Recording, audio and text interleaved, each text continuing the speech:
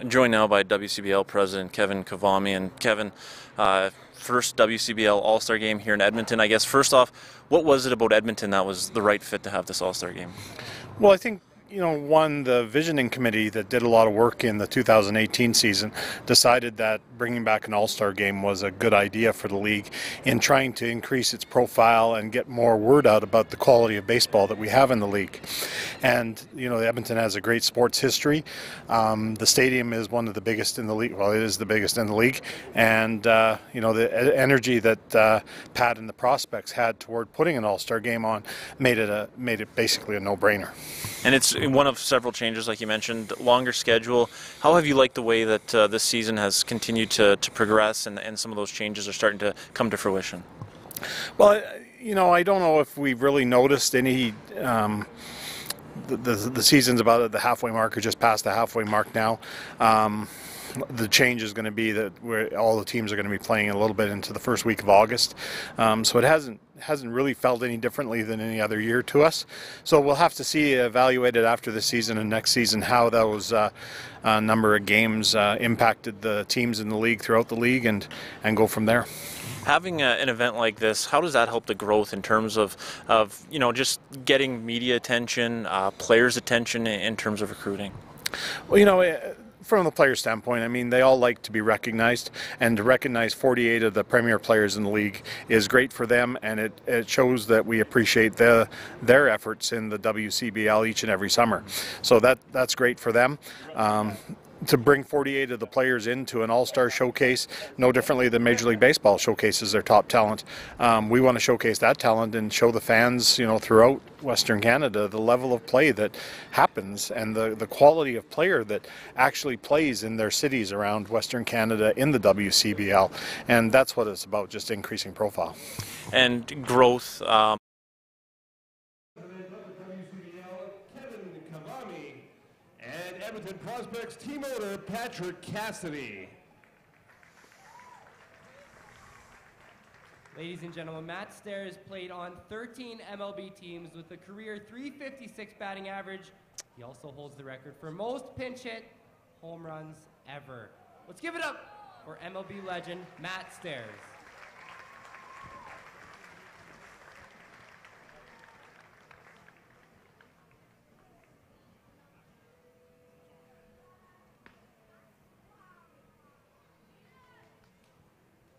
Good evening, Edmonton baseball fans. Welcome to the inaugural WCBL All-Star game here in the greatest city in Alberta, Edmonton.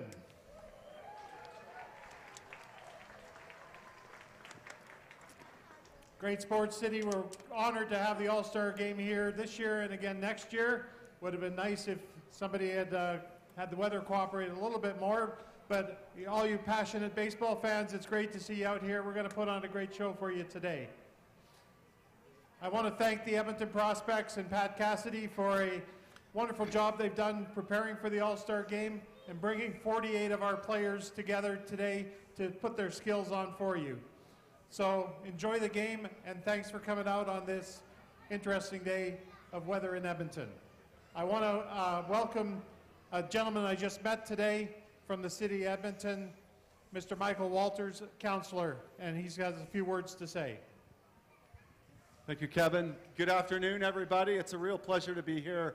Very briefly, on behalf of Edmonton City Council, to congratulate to Kevin and Pat for their season, for the league, and hosting the All-Star game so wonderfully. So I just wanted to provide, as a memory for them, for this great weekend, a proclamation on behalf of the city that says, whereas the Western Canadian Baseball League has a long-standing tradition of showcasing top Canadian and American baseball prospects, and whereas the WCBL is Canada's one and only summer college baseball league providing inspiration, guidance, and training to tens of thousands of young adults, and whereas high-quality competition and coaching make the league a major leader in the development of grassroots baseball through all of Western Canada, and whereas the WCBL All-Star Weekend is a celebration of the exceptional talent of the league's finest players and an exciting weekend of high-quality competition, therefore, I, Michael Walters, on behalf of our Mayor, Don Iveson, do proclaim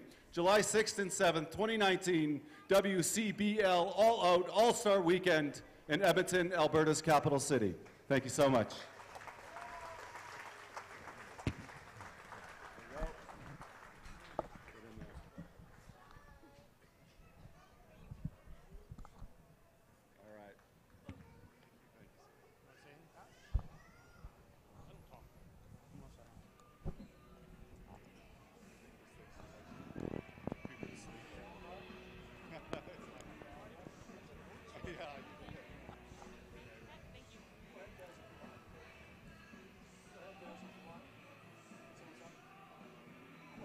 All right, very pleasant Sunday afternoon, everybody. It's fairly pleasant, at least now. It was not earlier on today. What is new, it was raining during the entire exhibition of the home run contest and previous to that.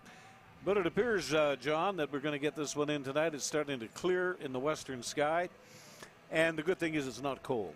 It's not cold, and again, the field crew has done an unbelievable job getting the field ready. Home plate and all the bases. I think it's going to be a real nice night, clearing off a bit, drying out a little bit. Well, you get a look at the area of home plate and the umpiring crew tonight calling the balls and strikes. Ron Shuchek, Corey Davis at first base, John O at second, John Oko and Matt Payne will be the umpire working at third. We'll give you the starting lineup for the Eastern Division Ball Club. And leading things off and playing in center field, it's Garrett Perez. Batting second to shortstop is Adam Dela Cruz. Three-hitter in the lineup is the DH, Griffin Keller. And Jack Berry will play at third base, and they'll bat him in the cleanup spot, batting .333. We'll give you the club teams as they come to the plate. Jack Lang is the first baseman. Noah Barron is the right fielder. Michael Borst will play in left field tonight, bat seventh. Cole Warkin will do the catching and bat eighth. And Jordy McDougall at second base will be the nine-hole hitter today. And up on the mound, pitching for the Eastern Division, it'll be Michael Batten. Phil Curtis of the Weyburn Beavers, the field manager. Ruben Rodriguez from the Swift Current 57s, one of the coaches.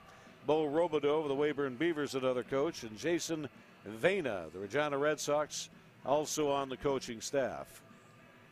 Here's the way the Alberta Division, or the Western Division of the Western Canada Baseball League, and here's how they line up today. By the way, the exhibition game, a presentation of Liquor Depot. We certainly would like to thank them. They're just about everywhere in the Edmonton area, Liquor Depot. Leading it off, it'll be Tristan Peters, the number one hitter in the Western Canada League, batting .460. Peters will play in center field. Richard Macarenas is the shortstop. He'll bat second. Austin Soika will play at third base. Caleb Warden, the designated hitter, and he won the home run hitting contest this afternoon, John. And he hit one beyond the boulevard and out into the west parking lot, a big left-hand pull hitter. He can really crank them. Liam Rahela, the second baseman. Jake Geary of the Prospects will bat sixth tonight. He'll do the catching. He'll be the starting catcher. We'll have all kinds of substitutions, as you can well imagine, in an all-star game. Tanner Ness at first base. Travis Hunt of the Prospects will be in right field. And Josh McIntyre will play in left field.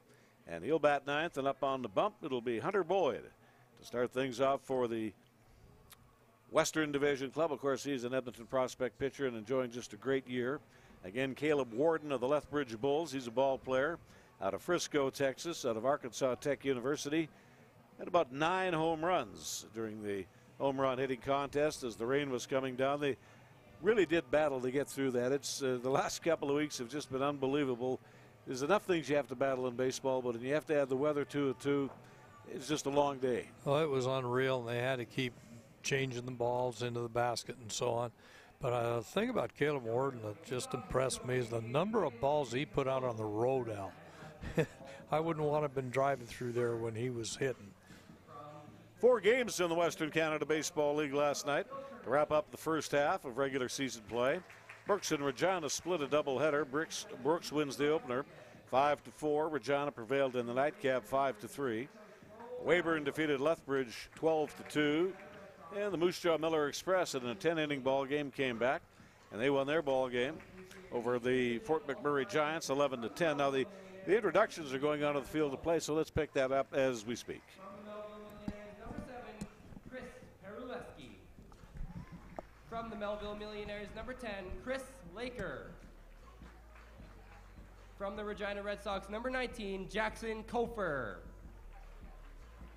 From the Weyburn Beavers, number 19, Seth Haig. From the Yorkton Cardinals, number 26, Jake Anderson. From the Weyburn Beavers, number 32, Christian Vick. From the Swift Current 57s, number 34, Garrett Alexander. From the Weyburn Beavers, number 34, Jacob Standridge.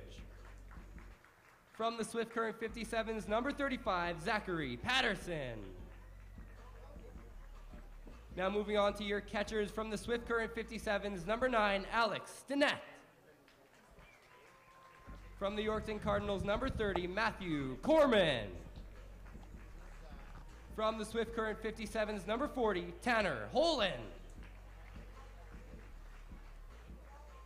Moving on to the infielders from the Weyburn Beavers, number 2, Justin Summers. And now for your Eastern Division starting lineup, hitting leadoff from the Weyburn Beavers, playing center field, number 5, Garrett Perez. Hitting second from the Regina Red Sox, shortstop, number 4, Adam Dela Cruz. Hitting third from the Regina Red Sox, DH, number 37, Griffin Keller.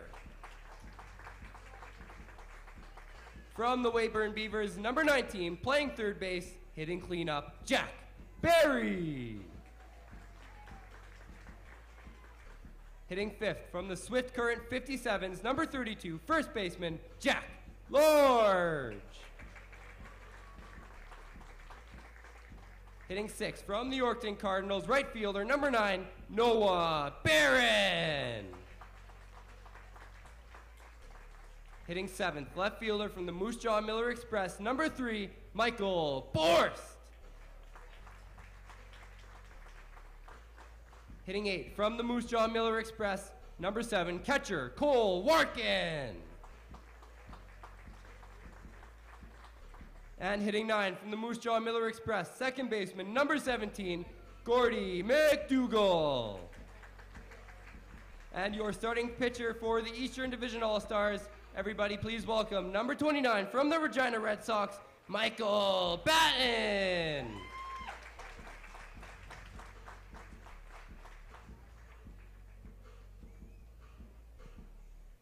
Now for your Western Division All-Stars, everybody please welcome Okotoks Dawgs head coach Mitch Schmidt. From the Edmonton Prospects, Jordan Blondell. From the Brooks Bombers, Kyle McKinnon. And from the Okotoks Dawgs, Dave Robb. Now to introduce our pitchers for tonight, from the Medicine Hat Mavericks, number 18, Flynn Ridley. From the Lethbridge Bulls, number 21, Jaden Griffin.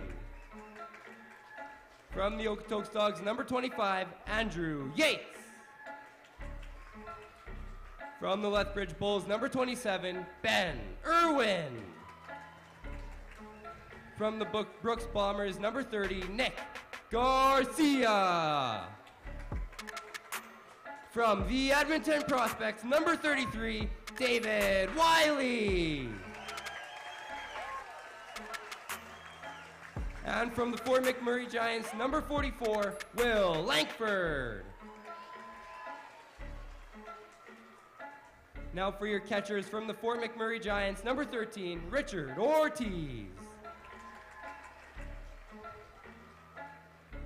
For your outfielders, number 24, from the Okotoks Dawgs, Davis Tadosachuk. For your infielders, number 2, from the Fort McMurray Giants, Max Hewitt. From the Lethbridge Bulls, number 3, Ashton Roy. From the Medicine Hat Mavericks, number 9, Nolan Radai. From the Brooks Bombers, number 22, McCoy Pierce. From the Okotoks Dawgs, number 29, Jackson Balky. Now baseball fans, it's time for your Eastern Division starting lineup. Playing right field from the Edmonton Prospects, number 49, Travis Hunt.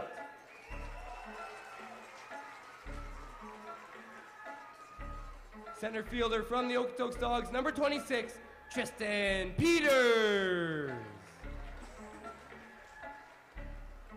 Left fielder from the Brooks Bombers, number 5, Josh McIntyre.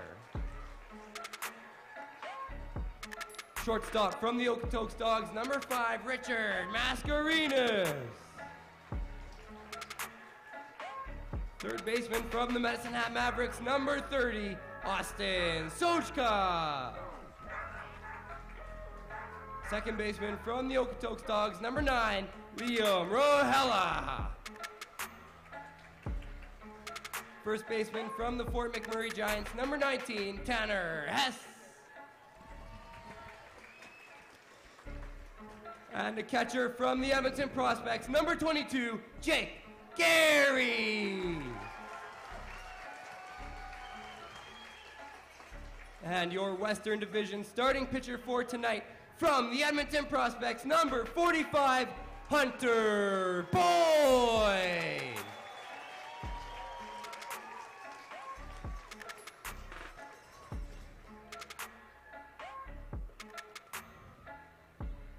Ladies and gentlemen, boys and girls, please rise, remove your caps, and welcome the lovely Romy McMorrow to the field for the singing of O Canada.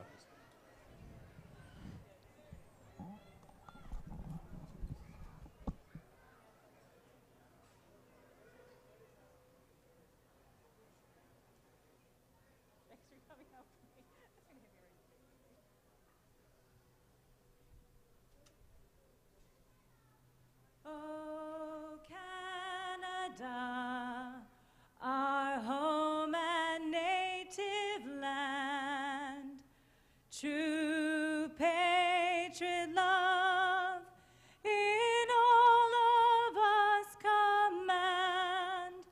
With glowing hearts we see thee rise, the true north strong and free. From far and wide, O Canada, we stand on guard for thee. God, keep our land glorious and free. O Canada, we stand on guard for thee. O Canada, we stand on guard for thee.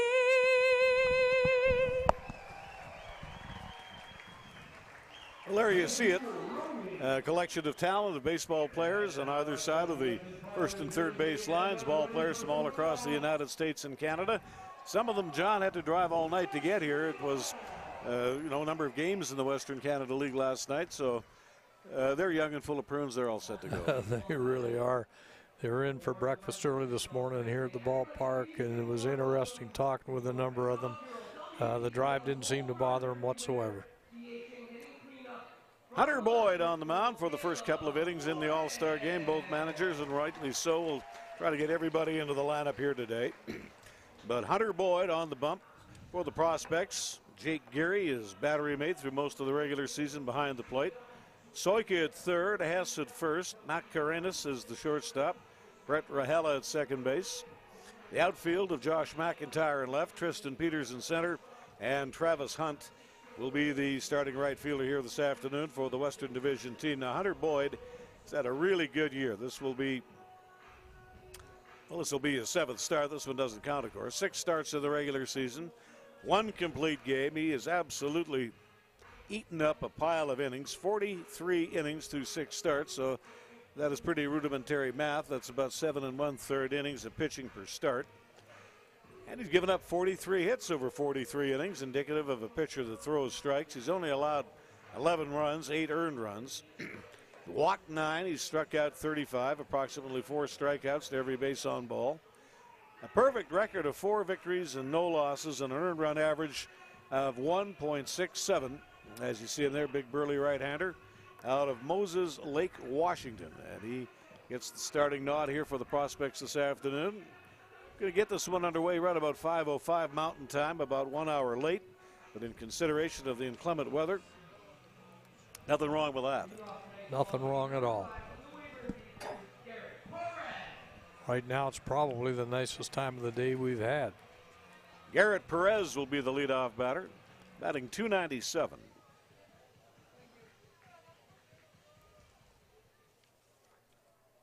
The Eastern Division club getting it underway here in the top half of the first inning.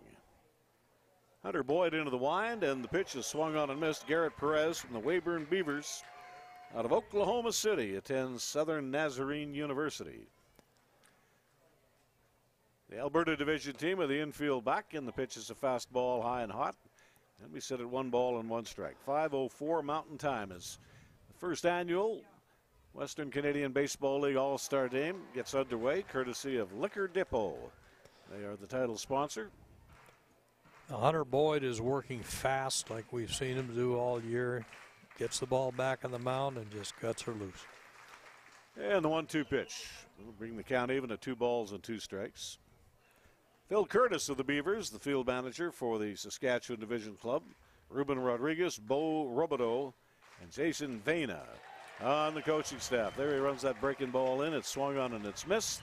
Hunter Boyd with a K. Real nice breaking ball on that outside corner. Get the strikeout. Adam Dela Cruz will be the batter.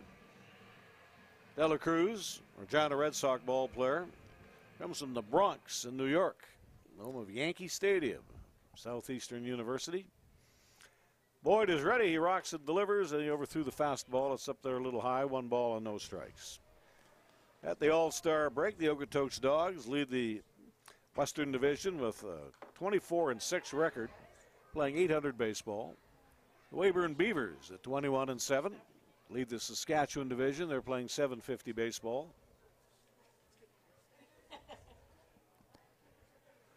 Tomorrow will be an off day in the Western Canada League. Everybody get back at it on Tuesday. The Prospects will open up a series against the Swift Current 57s. Tuesday, Wednesday, Thursday, and back Friday through the weekend against the Melville Millionaires. And with any luck at all, we'll finally start to get some weather. We sure hope so. Dela Cruz hitting .317. Bends his knees, the right-hand batter up there, and the pitch to him is right down Broadway. That'll bring the count even at 2 balls and 2 strikes. Of course, the All-Star break in the big leagues will start after the completion of all the games today. They try to schedule as many matinee games as they can on the All-Star break. Ball is on the fists, and it's popped up off first base in foul territory and out of play. Now, this is an excellent infield that Hunter Boyd has behind him. And we've seen these players play. They can all move. They can all throw.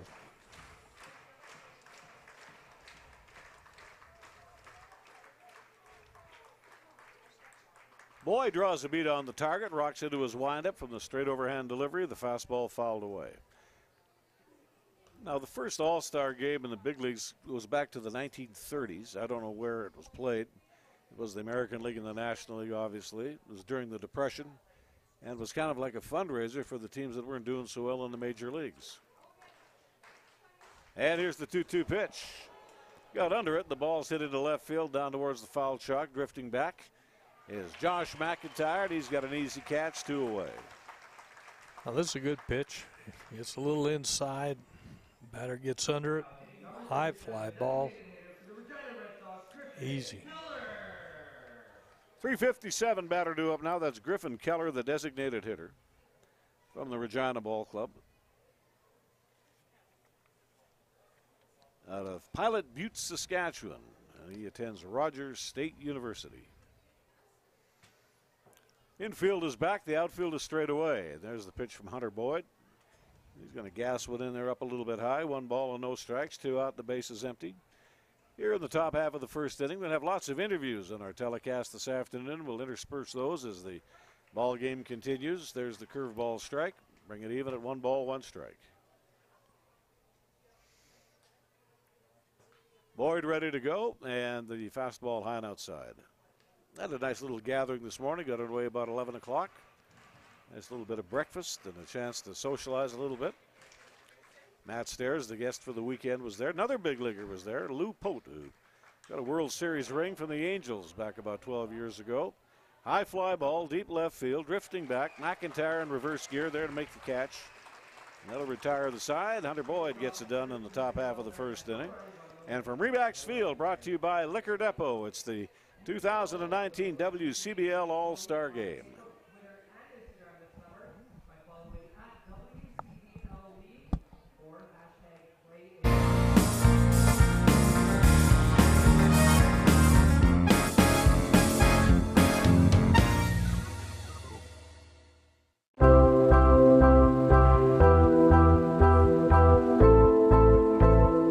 I would tell them just to start, do what you can handle, challenge yourself, get a trainer, let them challenge you, but you've got to go and you got to start, it's for you.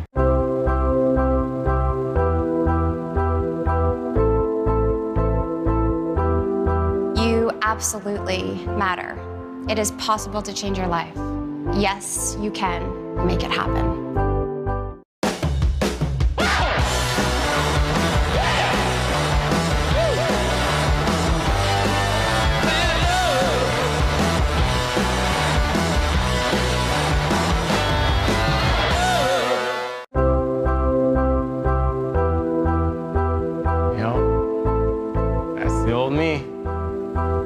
People care about you. Don't give up on yourself.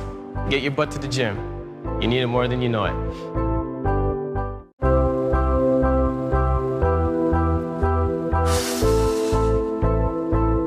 Just get started. Just begin. Go into Good Life, meet with the trainer, go to a class. Just start.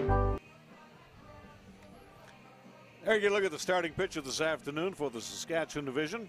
That is Michael Batten. Plays for the Regina Red Sox in Riverview, Florida. Attends Warner University.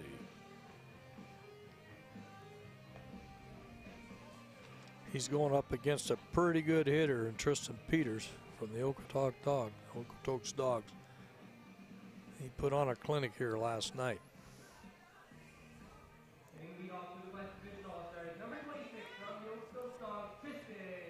Tristan Peters will get it going for the Okotoks Dawgs. That's his club team.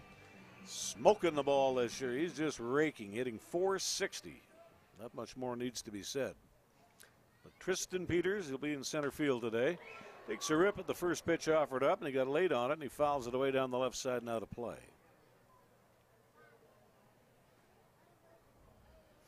Peters out of Winnipeg, and he goes to school down in the Phoenix Valley, Chandler Gilbert Community College. Up on the northern end of the Phoenix Valley, the Brewers used to have a spring training ballpark there. And the pitch is inside. We go to 1 ball and 1 strike. Working behind the plate. Barry at third, Lang at first, Dela Cruz, the shortstop, McDougall at third base. There's the ball hit in the air to right field. And a long run drifting back and reaching over and making the catch. It's Noah Guerin. Makes a nice play. Drew a beat on the ball, ran a real nice route to it. Extends his left arm over and makes the catch. Got a good jump on the ball and kept striding out. Kept it smooth. Richard Macarenas will be the batter. From the Okotoks Dawgs, a .390 batter.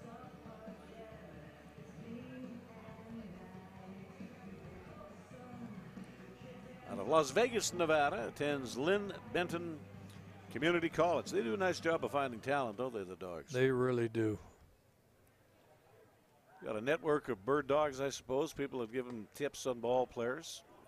A lot of wood bat leagues that you have to compete with. The Alaskan League is one. The old Missouri Valley League, it's been around forever. The Cape Cod League. Northern League.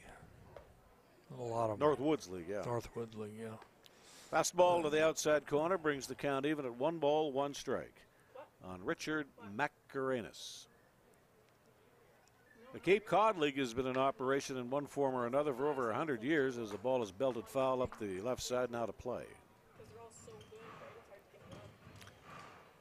I know there's been a lot of big league ball players who have come out of the Cape Cod League. One that I can think of as a guy who came up with the Dodgers, played for the Blue Jays for a while and some of their big league, real good clubs. Candy Maldonado. There's a tremendous number that have come up out of that league over the years. Batting into his windup, the pitch. There's a slider and a swing and a miss. If you look at his mechanics out of his windup, that's what's called equal and opposite. You drag your right arm back and your front arm is extended just as much as your back arm is. Equal and opposite, they call it. And with that bender, you got 2 away. Very good pitch. Austin Soika, the batter, hitting .360 on the year.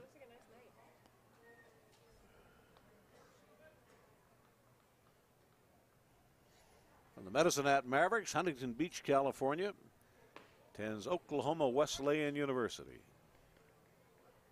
Count of 1 ball, 1 strike, 2 out. The base is empty here in the bottom half of the first inning. In the inaugural Midsummer Classic in the Western Canada Baseball League. There's the first hit. That'll go in the history books. First hit of the All-Star game.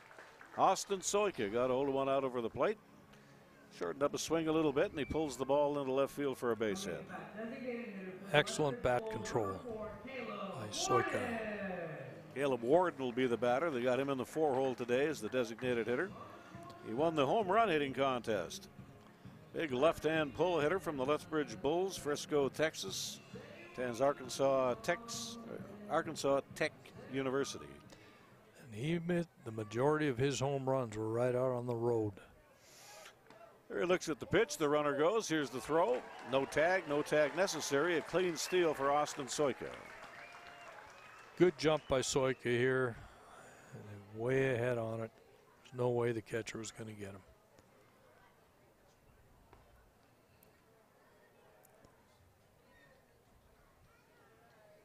Dugan, a man in scoring position for the Western Division All-Stars. Batting from the set position, delivers the pitch down and in. Rain started to come down right about 1 o'clock this afternoon. And it's just a testament to this field and the huge amount of moisture it can take. You can still play a game. But you can probably see, and you will see during the day, there's some water in puddles around the bullpen areas. You know the outfield grass is going to be wet. But the playing conditions on the diamond are excellent. There's a ball back up the middle, right through the wickets of Michael Batten, and that'll be a run-scoring single and a line drive base hit. This ball was really ripped. You'll see it on the replay. Gets down out over the plate, right through his legs, right over second base. Hard hit ball. Now Liam Rahela, the batter. We saw him last night in the ball game that was played here. Rahela, a .300 batter. White Rock, British Columbia, from Thompson River University. So I believe is in the Kamloops area, I think. I believe you're right. They must have one really good summer league in that Okanagan Valley. You know, you got warm weather. You got some fairly big cities. They're all close together. I know way back when they used to have a great senior league. That's a perfect place to play baseball. Hot and dry. And here comes the pitch. Down and away for the big right-hander, Michael Batten. So with 2 out, back-to-back hits. A single to left field, followed by a stolen base, and Caleb Warden with a hard ground ball back up the middle, right between the legs of the pitcher. From the set position, here's the pitch, and that's the slider. It's in there at the knee.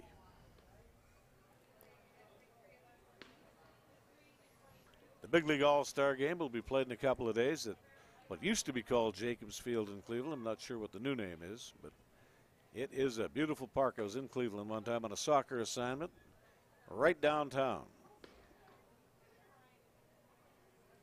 The old park, of course, was the biggest in the major leagues. It seated over 90,000 with the fewest attendance. Yeah. The mistake by the lake, they used to call it. And here's the 3-1 pitch.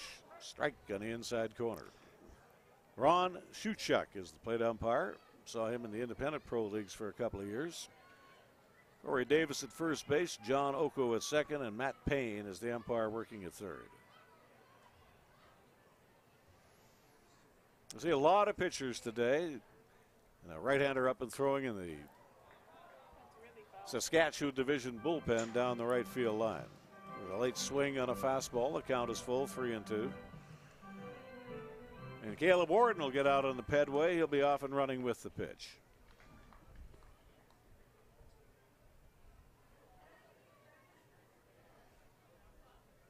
There goes the runner. Here comes the pitch, and it's foul back.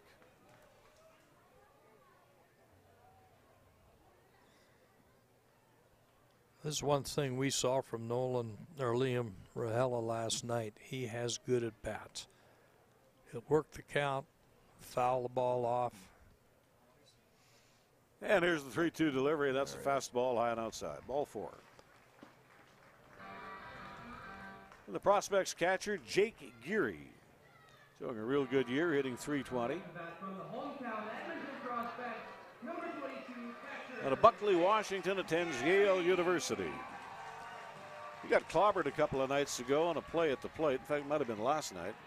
Might have been against the Moose Jaw Ball Club. The ball and the runner arrived at the same time. The ball was up the middle, so he couldn't really see the runner. Took him out right at the knee. And he came down hard on the right elbow, but he stayed in the game. Pretty tough young man.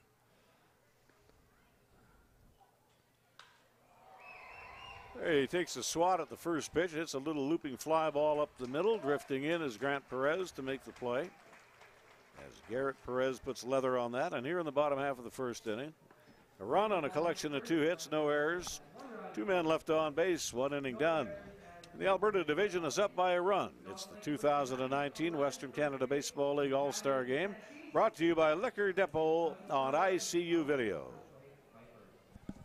Joined now by Jack Barry of the Weyburn Beavers. And Jack, we've got guys here from Canada, from the United States, but you yourself, maybe the most interesting story from Australia. Tell me about growing up in Australia, playing baseball, and what it means to be here at the All-Star Game.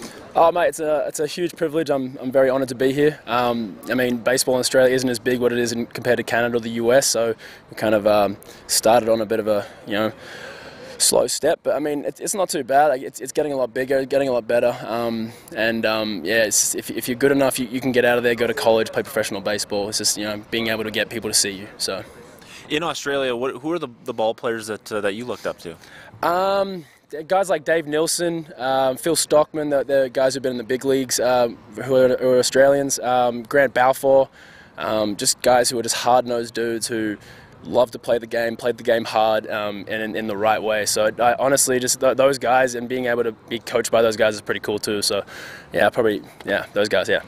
And you yourself having just a tremendous summer so far, you and your team. What's led to both the individual success and the team success? Team chemistry, honestly, 100% hands down. Like we rocked up here, and all of our guys were just mates straight away from the get-go.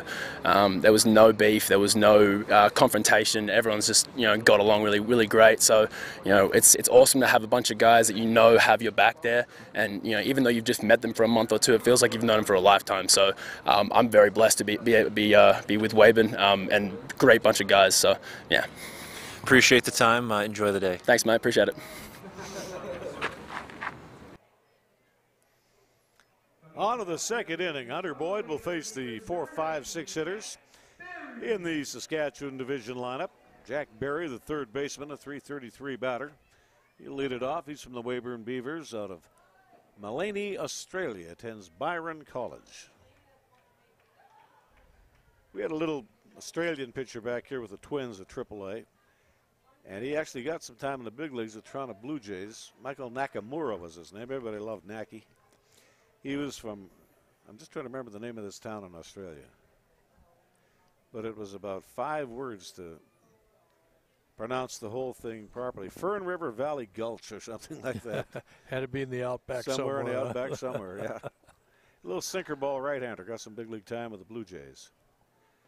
So Jack Barry, the batter, Jack Lang, and Noah Barron, middle part of the order. Due up here for the Saskatchewan All-Stars. Noah Gap rocks into his windup, and the breaking ball is hit in the air, popped up, short right field. And on the run in, here to make the catch is Travis Hunt, 1 away.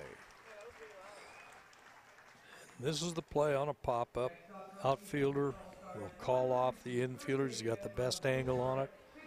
I see both first baseman, second baseman going out and getting out of the way as Travis Hunt called them off, made the catch. The batter got crossed up a little bit. He was looking for something hard in, and he got something soft away. Jack Lang is the batter, a first baseman hitting .333. And that is the uniform of the Swift Current 57s. It's hard to miss. That is just about as bright a uniform as I've ever seen. Fly ball out the middle, and Tristan Peters drifts back and towards the left field gap to make the catch. Hunter Boyd, 5 batters up, 5 batters down. Real good pitch. Got it down, and batter got underneath it. Like you say, those uniforms, Al, boy, you'd never lose. You want to go hunting in the fall wearing that, you'd never get shot. Never get shot, and at night you'd never get hit. Noah Barron from the Yorkton Cardinals out of Hoover, Alabama, Pearl River Community College. Wind in the pitch, and a strike on the inside half of the plate, 0-1.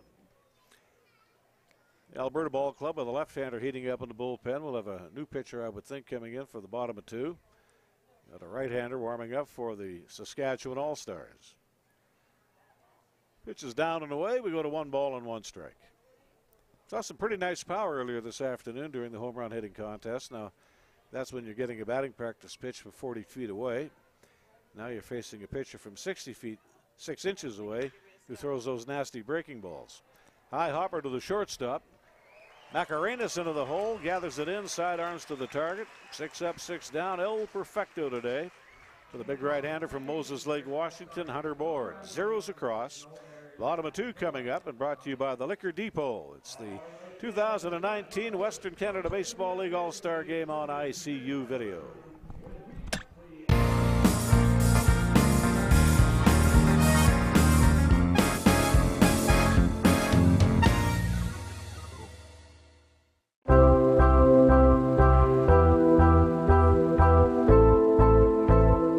I would tell them just to start, do what you can handle, challenge yourself, get a trainer, let them challenge you. But you've got to go and you got to start. It's for you.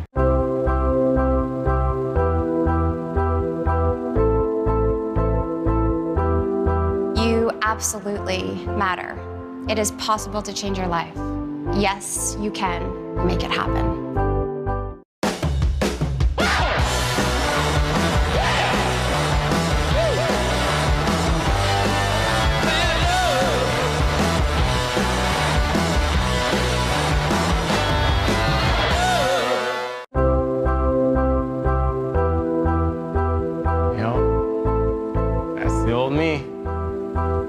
People care about you. Don't give up on yourself. Get your butt to the gym. You need it more than you know it.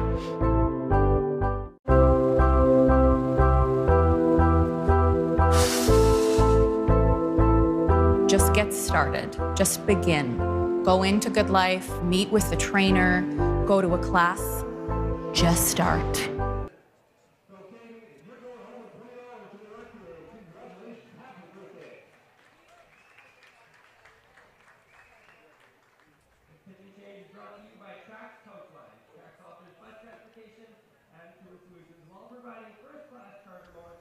New pitcher into the ball game, Chris Paraleski from the Melville Millionaires, San Diego, California ball player. Cal State Northridge is the college assignment for Paraleski.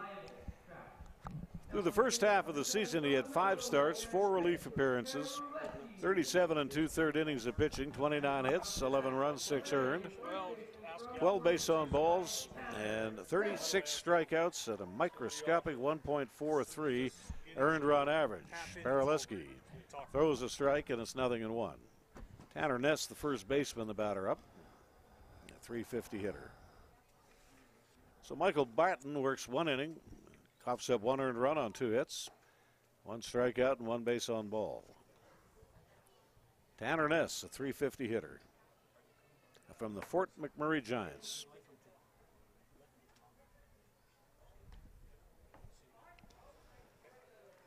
Kind of a ball and a strike here on Hess. Out of Vancouver Island University, Victoria, British Columbia ball player. Bottom 3 of the order due up here for the Western Division All-Stars. There's a ground ball up the middle.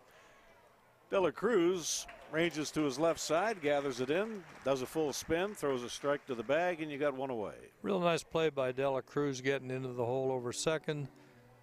turns and lets her go right away, knew exactly where he was, knew exactly where first base was.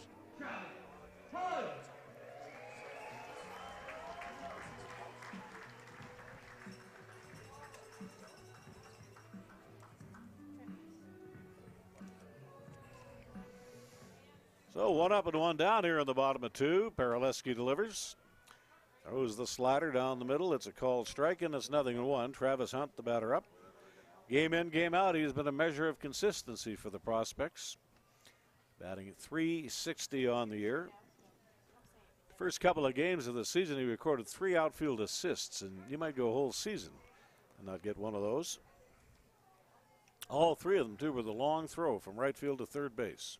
He's got a very strong arm, very accurate arm, and he's got tremendous movement. The wind up in the 0-2 pitch. Breaking ball is low and away. A little bit of blue sky here today. Temperature might be 60 Fahrenheit, which would be the high teens centigrade. A nasty night at the ballpark last night, and rained for hours after the game was over. Here's an off-speed breaking ball, a swing and a miss. Caught him on a good pitch. Dropped her right off the edge. 12-6 curveball. On the Brooks Bombers, Josh McIntyre, the batter, hitting .330 on the season for the Bombers. Paraleski into the windup. Tosses that big slow hook in there for a strike. 0-1.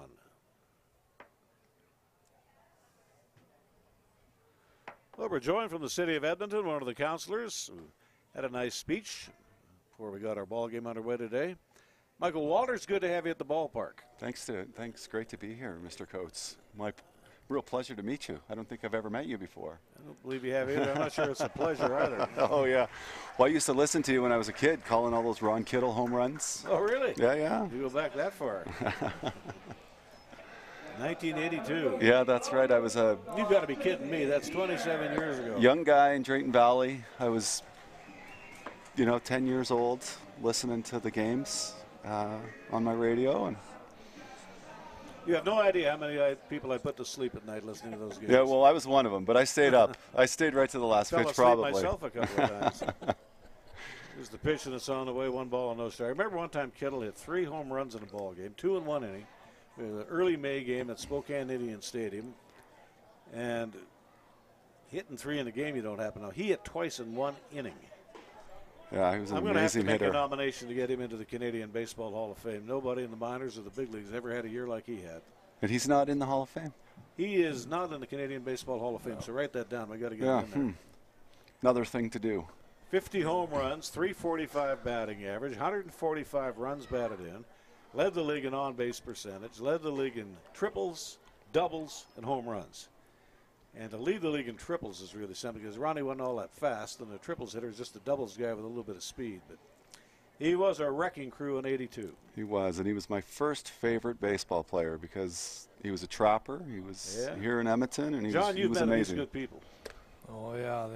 It's amazing to me, when you saw Ron Kittle play here, when Al talks about the triples, he'd hit that ball into the gap and then it'd run on the wall. And he'd get around there and get that triple. But he had more speed than what a lot of people thought because he had real long legs. He broke his neck with the Dodgers. He played for the Lethbridge Dodgers, a team in the Pioneer League. Had about 15 guys went on to the big leagues. Broke his neck, a bone in his neck. Was out of the game. He was working at the U.S. Steel Mill in Gary, Indiana before the White Sox gave him a tryout. There's a ball that's belted out into left field in foul territory. Michael Borst had a great effort to try to get to that ball. Then, of course, he hits the side slope of the mound in the bullpen. Now, we've seen Borst play here before. He's got excellent speed, great effort out there. To do that in an all-star game, I'm not sure you'd see that in the big leagues. No, a lot of those guys just pull up and let her go. Yeah, low risk. He went on the following year to be the American League Rookie of the Year. And there's only 5 players in the history of the game that have put the ball on the roof at Tiger Stadium, and he's one of them. And that has got to be somewhere around a 550-foot shot to do that. Here the count at 2 balls and 2 strikes. Paraleski, the right-hander, delivers. So other than Mr. Kittle, who was the next most prolific home run hitter that came through here? Oh, Tim Salmon. Tim Salmon. He belted out 35 about a decade later. And there was a ball player that had been beaned twice before he got to the Trappers. Quite often you get beaned, you may never come back again. Here's the 3-2 pitch with the runner going, and this ball is belted out into right field. The run and hit play on with 2 away. That'll put men at first and third. The gentleman that you probably met earlier today was only with the AAA club for a short period of time. Oh, Mr. Stairs. Matty could park him out of any ballpark either. He ended up with something like 256 big league home runs. Played a long time. You look, he's a fairly short man, but those powerful hips, tremendous arms, get through on the bat really quick. He was joking earlier that he was glad he didn't pitch for a living. That would have been something to see.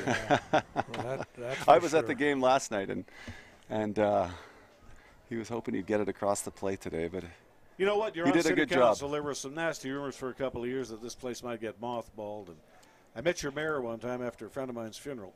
He didn't know who I was from Adam. I said, "Don't you ever wreck this park. Just don't do it." Well, I've said I'm pretty much a centrist, middle-of-the-road political leader, political thinker, and not prone to chaining myself to things. Yeah. But I would chain myself to this ballpark. Yeah. This is a gem in our valley. It's a great amenity for our city, and we got to build this area up around it as part of it. And that's why I've been working hard this year to try to support Pat as much as I can and support the park. Well, the moon and the stars were aligned just right to get it built to begin with. Yeah, that's right. They really were. Yeah. So that was the old John Ducey Park. There was nothing. We couldn't even pound outfield fence signs into the wood anymore. There was nothing left to hit. Right. We were playing a game, and the guy in the visiting clubhouse plugged in the toaster, and the lights went out. Lights in the press box went out. I mean, we couldn't get electricians to work on the scoreboard. That's they wouldn't touch it. Before we had asset management.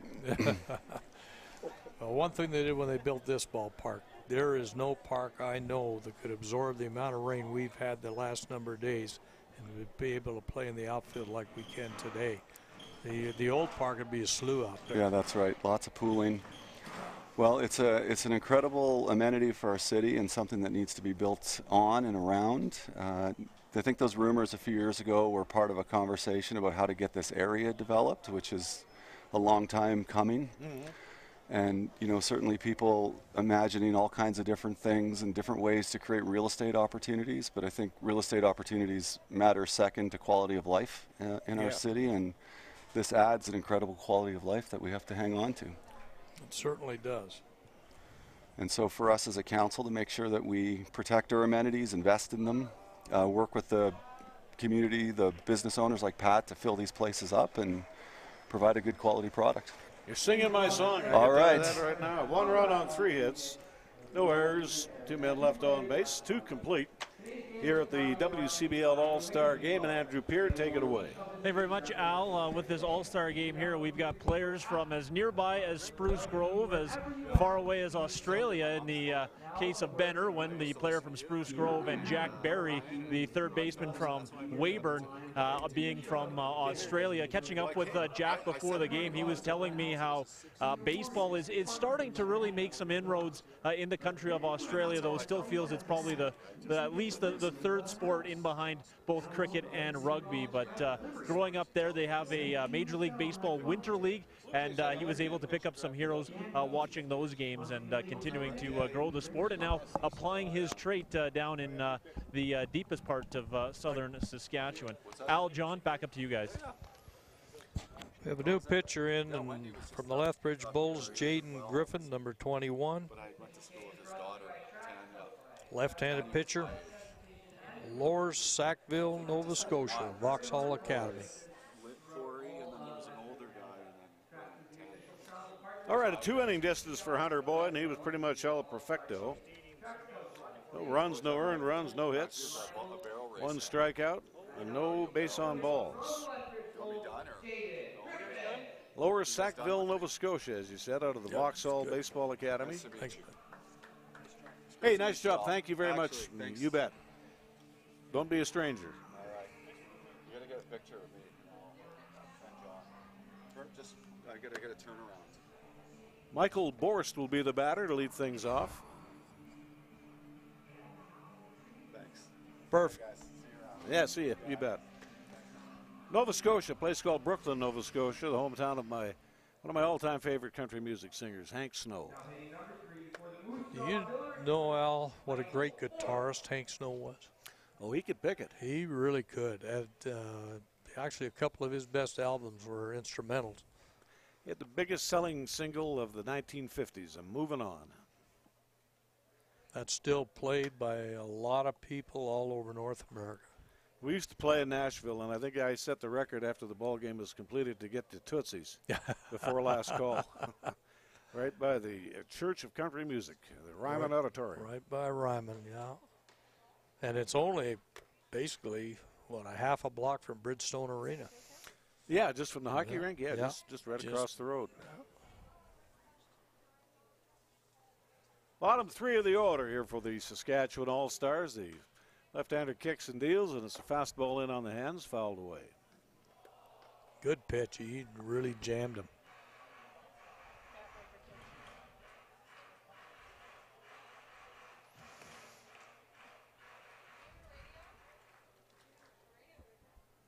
Boris hitting .361 here for the Moose Jaw Miller Express. They're coming off a series at Fort McMurray where they won 2 out of 3. They got some nice players. They got a real lights out back end of their bullpen, their setup man and their closer. We saw them here last week, and they did a tremendous job. Boris out of McHenry, Illinois, attends Minot State University. And the 1-2 pitch, fastball below the label, right up on the hands, fouled away. Again, Hunter Boyd with a 2-inning distance of scoreless baseball, 1 strikeout. Did not walk a batter.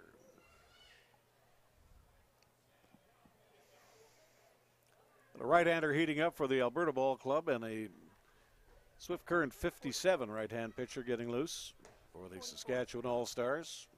Fastball is high of the target, and we go to 2 balls and 2 strikes. 35. Blue Jays picked up a victory today in their series finale with the Baltimore Orioles, beat them 6-1 to salvage 1 victory out of that series. There's the high leg kick and the pitch.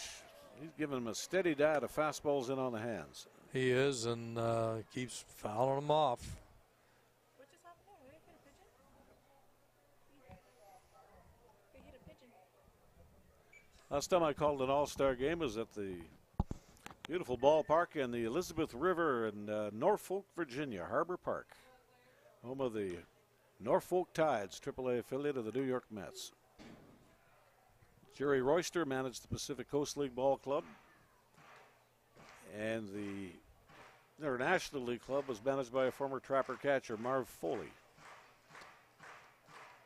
That Norfolk area, just, boy, all military, isn't it? Well, they had a nice little hooch up for the night before the game. I guess I shouldn't say that. They had a little soiree. It's got a bit out of control, but it was on that big aircraft carrier, biggest plane or biggest ship in the world. There's a high hopper on a jam shot to the batter. Rahela fields a slow ground ball and throws it to the bag. As Adam Borst has probably got his hands ringing right now. That one was right in on the fist. Yeah, he got a steady diet of fastballs in on the hand. Cole Warkin is the batter, .325 batter from the Miller Express. Comes out of the Queen City, attends Erskine College. Putting these games on are not easy to do. Now, it certainly helps if you get nice weather, but a lot of people did a lot of hard work to put this All-Star game on. They don't just happen. It's like anything else in life that's worthwhile doing. It's not necessarily easy.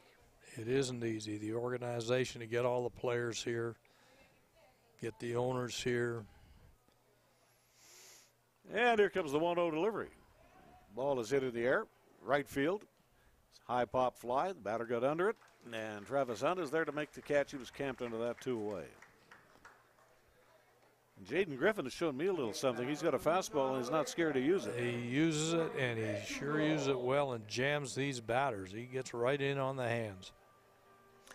Jordy McDougall, the batter, and he's out of Lumsden, Saskatchewan, attends Minot State University. here with the Miller Express.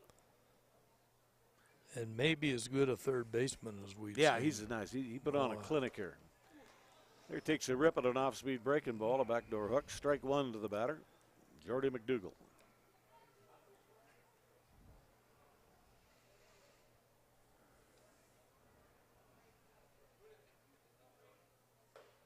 Oh, pulled the string on that one. Nice pitch. You're getting the best arms in the league, and you're also facing the best bats. But here you see what the good arms do against the best bats. Exactly. 7 times out of 10, they're going to win. A stretch, and the 0-2. Fastball is upstairs. See where he makes that fastball look. I don't know what the velocity of that was, but it looked a lot harder because he saw 2 big, slow curveballs before that. And that's the key. Change the velocity. Change the location. And know the weakness of your batter. Old saying in baseball, pitching is like opening up a restaurant. It's location, location, location. Exactly. Griffin does not work out of a windup. He comes set and delivers. Drops that breaking ball in there at the knee. And that's his first strikeout on the day. The Saskatchewan All-Stars are out of business here in the 3rd inning. Smoke rings across. 2.5 innings in the books. The Western Canada Baseball League All-Star game from Remax Field.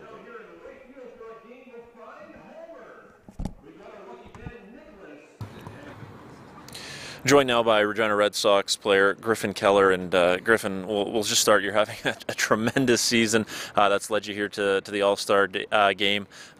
What's been paramount for your success this year? I think just going up there with my right approach and, just going up and knowing what I want to hit before I get up there and not chasing anything to get myself out. So if I go up there with my right approach and put a good swing on something, I'm pretty confident that, I can hit something hard. Growing up in Pilot Butte, just outside of Regina, for those who don't know, growing up there, and I know Saskatchewan has a real good culture of baseball. Who are some of the guys that you looked up to as a young ball player? You got to go with a guy like Mitch McDonald. He was he's our head coach the last 2 years before Coach Jay took over, and I grew up watching him play with the Regina Red Sox, and just kind of guys like that. More Canadian guys like Joey Votto and Justin Morneau too. Just a couple of big left-handed hitters that hit for power. So those are kind of the guys I tried to model my game after. Being summer league ball, you get guys coming in from all over the country, all over the United States, in some cases Australia, if you're the Weyburn Beavers. As a local guy, what goes into welcoming guys and providing a good team atmosphere? There's a lot of things that go into it. You want to, being from the Regina area, I try to make everybody feel as comfortable as they can, introduce them to lots of the, places around and, lots of the people they kind of need to know in order to get things there. So, I take that kind of on myself to, make sure everybody's comfortable and, enjoying themselves. And finally, just this being the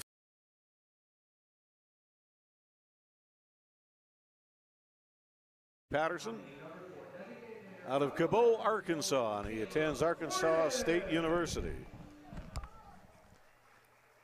And Caleb Warden, the designated hitter, will be the leadoff batter.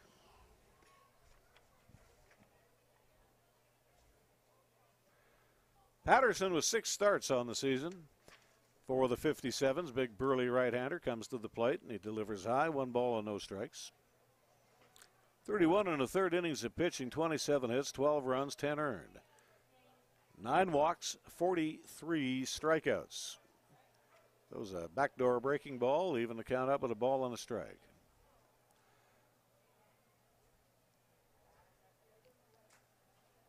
Patterson with a 2-1 record and a 1.80 earned run average. Caleb Warden knocked in a run with a bullet right back up the middle, right through the box between the wickets of Michael Batten, who was the starting pitcher in the ball game today. And the pitch is in there for a strike. Count is even up, but 2 balls, 2 strikes. The infield is back. The outfield is straight away. If you're not familiar with the ballpark in Edmonton, it's in another county up the middle. 420 to straightaway center.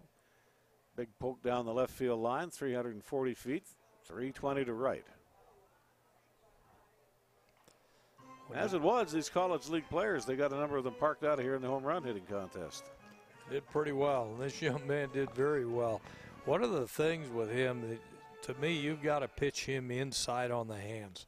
If you get the ball anywhere over that middle of the plate, it could very easily be gone.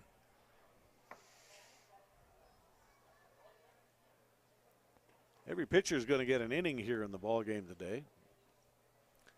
What you don't want to have happen is extra innings. That's for sure. There's going to be somebody from the field probably going to be pitching. Yeah, the pitch has popped up. It was a fastball on the hands. Short left field, drifting back is Jack Berry, the third baseman, one away. Good pitch. Got in on the hands and got the pop up. And Liam Rahela, the batter. He is part of that juggernaut of a Okotoks Dawgs ball club. I really like him as a second baseman, not just his at-bats, but he handles that second base as well as anybody we've seen. Rahela out of White Rock, British Columbia in the Lower Mainland. Very first Canadian player to get drafted in the first round of the June draft in the big leagues was a left-hander from right around White Rock, Eric Francis. And at the end, he was just pitching on a bum arm in Toronto. His breaking ball was looping. He had no velocity, and he was pretty much done.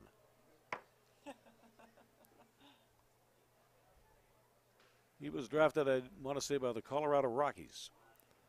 Fastball high outside, ball 3. You know, it's amazing that the Colorado Rockies would ever sign somebody or draft somebody who's a breaking ball pitcher. Well, I would have to say they had pretty good luck with another White Rock player, a guy named, played out in right field for them. Larry Walker. Yeah, Larry was a pretty good ball player. You know, that big year he had, the National League MVP, and somehow he's not Canada's Athlete of the Year. Now, you tell me how that works. I didn't understand that at all. You tell me how that works. The one hopper back to the mound, an underhand flip, and you got 2 away. Walker was not very pleased about that. I can't say as I blame him. He was a legitimate 5-tool player. Coming up to bat, number 22 for the Edmonton prospect, Jake Geary. Jake Geary will be the batter. Now, playing in Colorado, it's really hard for a pitcher, the breaking ball. Well, you got to throw a fork ball, you got to throw a sinker ball, you got to something that's going to get beat into the dirt. That's exactly right. It's even worse in Colorado Springs, where we used to play up there, and that's even higher. We played there in the NC2A Regionals 1964, and I'll never forget it. A pop fly just goes out of there. No air at all.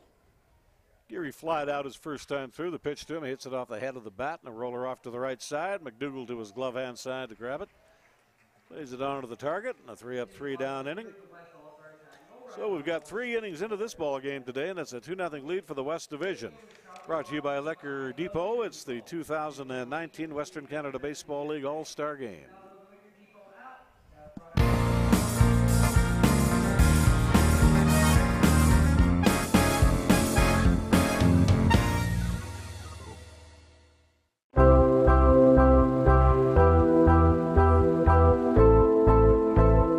I would tell them just to start, do what you can handle, challenge yourself, get a trainer, let them challenge you. But you've got to go and you got to start. It's for you.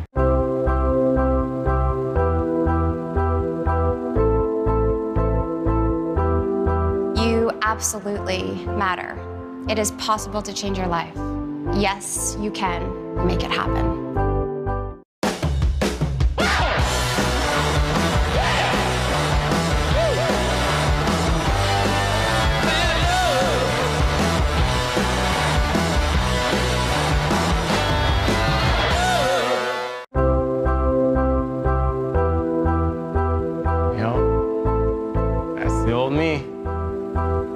People care about you.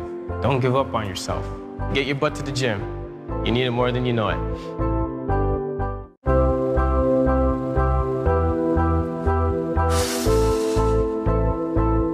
Just get started. Just begin. Go into Good Life, meet with the trainer, go to a class. Just start.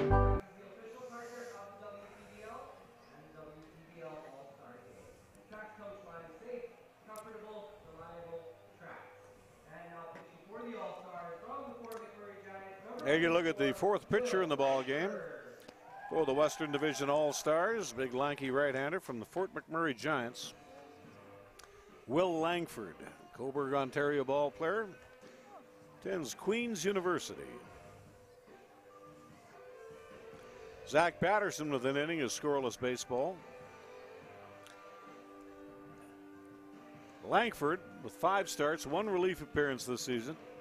29 2/3 innings, 25 hits, 10 runs, 6 earned runs.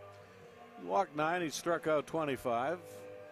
Logs a record of 2-1 and a 1.82 earned run average. And we'll have our first pinch hitter in the ball game.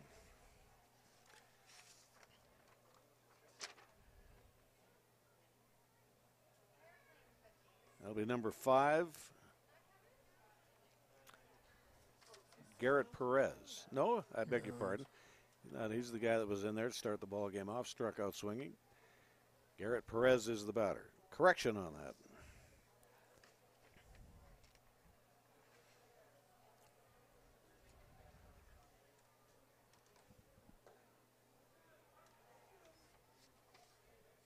Good fastball for a strike.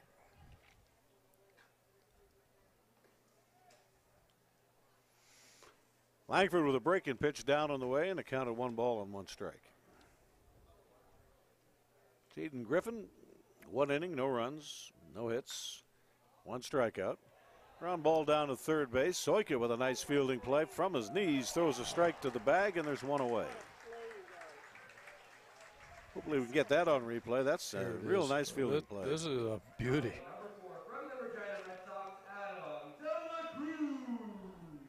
Important thing there is he put it on the bag. Even though it hit the ground first, got it on the bag. Good stretch by the first baseman. 10 up and 10 down for the Western Division pitching here today.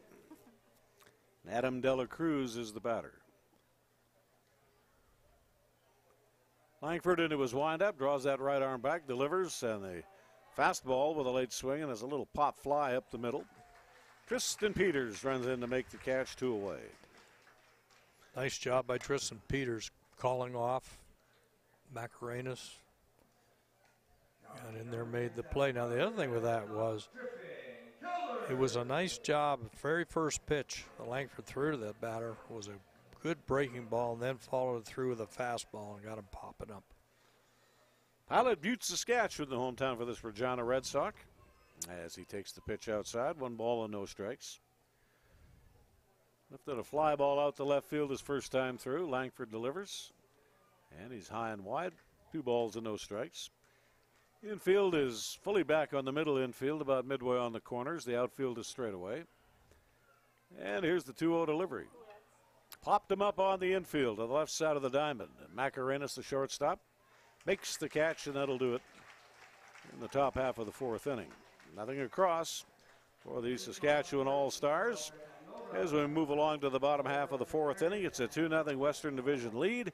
And this is brought to you by Liquor Depot, the 2019 WCBL All-Star game on ICU Video.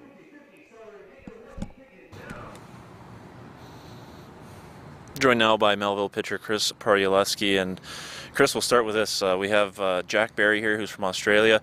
You yourself from a pretty sunny place in San Diego, California, to playing in Melville, Saskatchewan. Just what was it about Melville and this league that drew you there?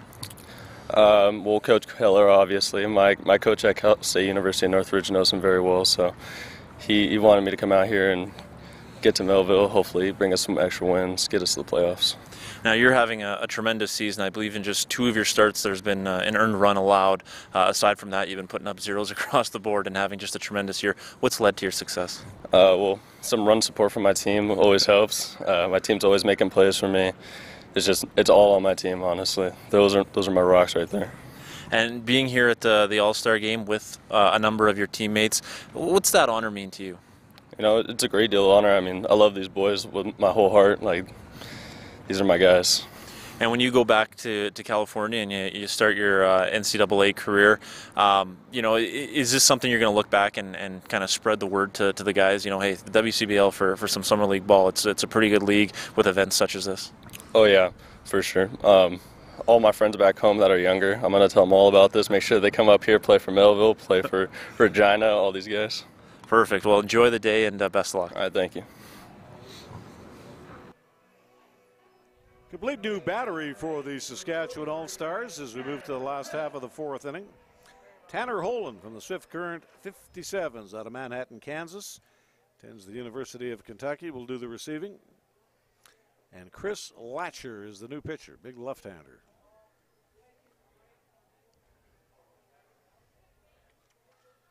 Zach Patterson with a scoreless inning as we give way to the fourth pitcher of the ball game, Chris Latcher.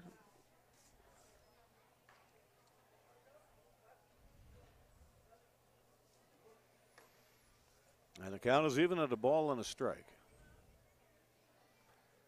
From the Melville Millionaires, 10 ball games this season, 9 in relief. 28 1/3 innings, 27 hits, 10 runs, 7 earned runs, 4 walks, 22 strikeouts. Logs a 3-2 record and a 2.22 earned run average. And the pitch. Fastball on the fists and a salute foul up the right side, now to play. Tomorrow's an off day in the Western Canada League. The Prospects will move on to Swift Current for a 3-game series on Tuesday, Wednesday, and Thursday. Back next weekend, hopefully under clear blue skies. There's a bouncing ball down to third base. Strong throw across the diamond there by Jack Berry. And you got one away. The Melville Millionaires will be in town. Travis Hunt will be the batter. Nice strong arm on that throw. Travis Hunt with that great year going. If you wanted to have my vote for the MVP among the position players this time, if it's voting started today and ended today, it would be this guy right here, Travis Hunt. He does it all, doesn't he? Latcher throws a breaking ball off the plate, 1 ball and no strikes. After hours of rain and a game last night, imagine we had 1,000 fans out here and that stuff, but we did. There's a ball that's drifted out into left field, into the gap. Michael Borst motors over to make the catch, and you've got 2 away. Josh McIntyre will be the batter up. He's got a base hit and a run scored today. He's got under it a little too much. Easy fly ball.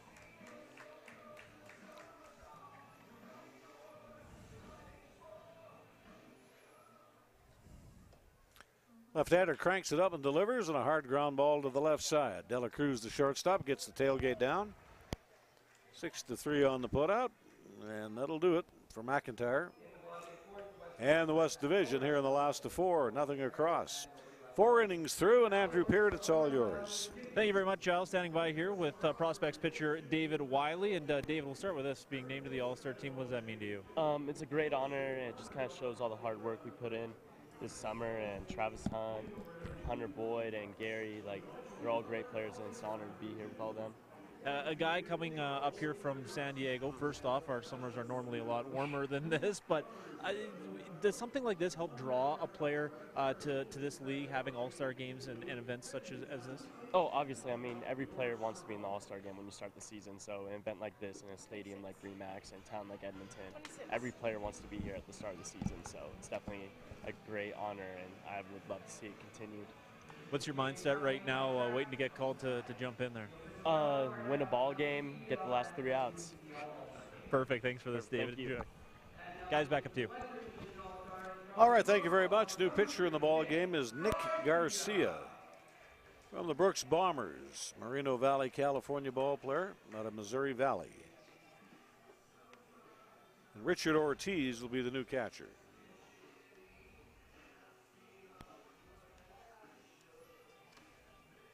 And Jack Berry will be the batter.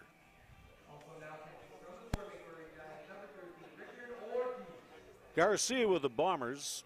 He's got 7 starts, 1 relief appearance, 1 complete game under his belt, 46 innings of pitching.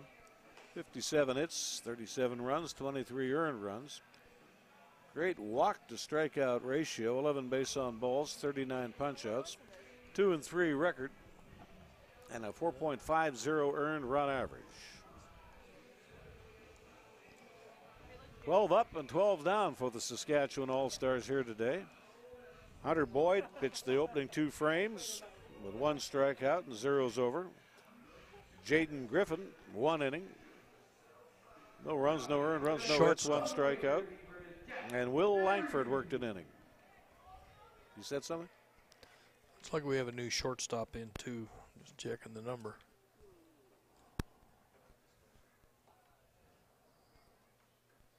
Jack Berry, big burly right-handed batter up there, takes a rip at the pitch. It was up in the zone and he fouls it back, strike 1.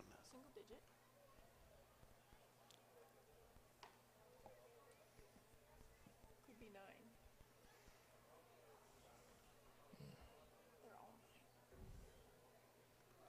Jack Lang, the first baseman, and Noah Barron, the right fielder. Due up here for the Saskatchewan club. No wind at the ballpark here this afternoon, right about 60 degrees Fahrenheit. The rain has hopefully vacated the premises for good.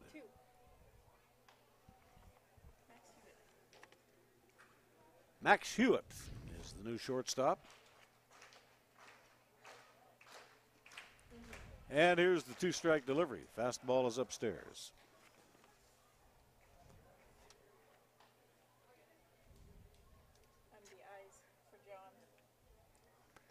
Hewitt out of Midhurst, Ontario, attends Oklahoma State University. Now I always get the 2 mixed up. Is Oklahoma State the Cowboys or is it the Sooners? Oklahoma State of the Cowboys. University of Oklahoma, the Sooners. They had the wishbone offense, didn't they? Did for a period. Oklahoma did for a long time. Actually, pretty good football player out of Sherwood Park. Chuba Hubbard is playing down at Oklahoma State and playing very well for him. We don't have a score here today, so I'm just going to say that's a hit. Heck, you flew all night or drove all night to get here, you should get a knock. Jack Lang is the batter. Again, Hewitt is the new shortstop in the ball game. Pitch is outside. We go to 1 ball and no strikes on Jack Lang. Batting .333 on the year for the Swift Current 57s. 2 years ago, they were the league champions. And then they were called the Swift Current Indians. That had been their nickname for just about ever. Changed it to the 57s. Really? And that ends the string of putouts initiated by the Western Division pitching. They had mowed them down 12 in a row. And Jack Berry aboard on that squibber through the right side of the infield.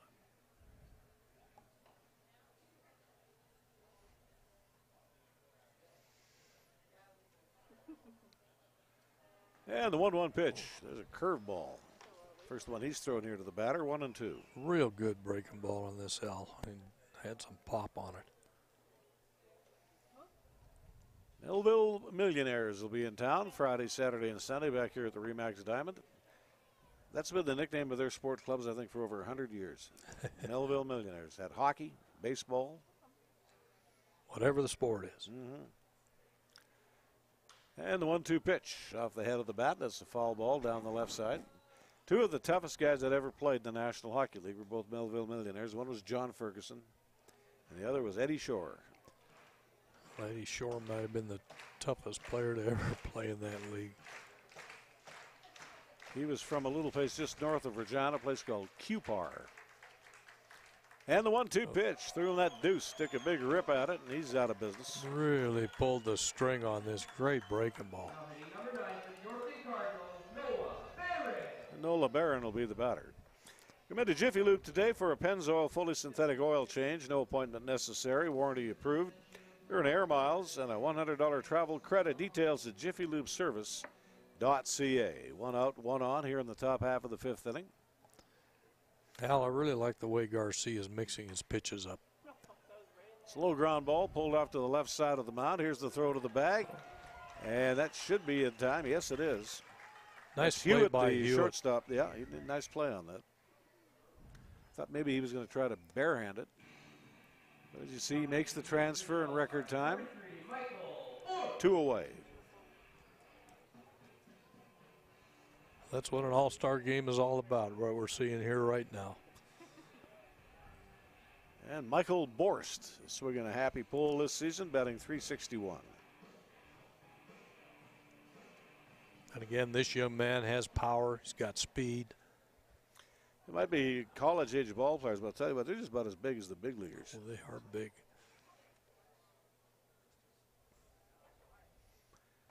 And here comes the pitch. That's a strike. Here from Nick Garcia.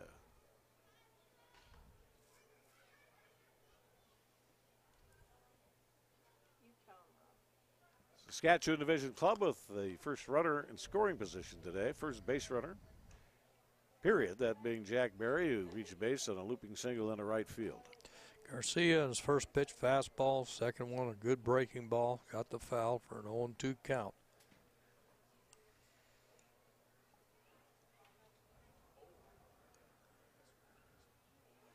And here comes the pitch.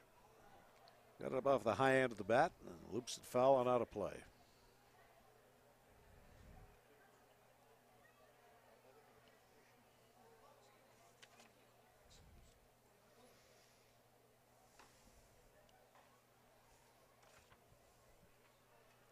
One pitch away from putting this ball club to bed here in the top half of the fifth inning. It was a fastball that just missed.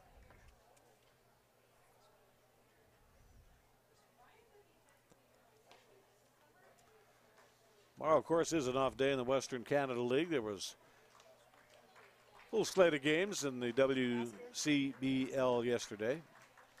Here's the 1-2 pitch, fouled in the batter's box. Brooks and Regina split a doubleheader. Brooks won the opener 5-4. The Red Sox prevailed in the nightcap 5-3. Weyburn defeated Lethbridge 12-2. And the Miller Express had an early 7-run deficit. They came back, won it in extra innings, defeated Fort McMurray 11-10.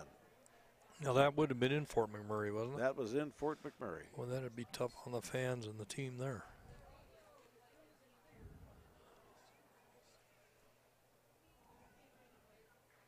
Infield is drawn back. The outfield is straight away. That's a fastball that misses about the width of one baseball off the outside block.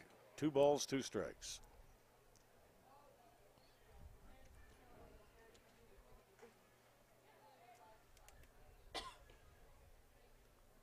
And here comes the pitch. Ball is belted up the middle. That's probably about 360 feet to straightaway center field. Tristan Peters drifts back to make the catch. Real good pitching here by the Alberta All-Stars here today. No runs and a hit and a man stranded. 4.5 innings are in the books. And this is the Western Canada Baseball League All-Star Game on ICU video.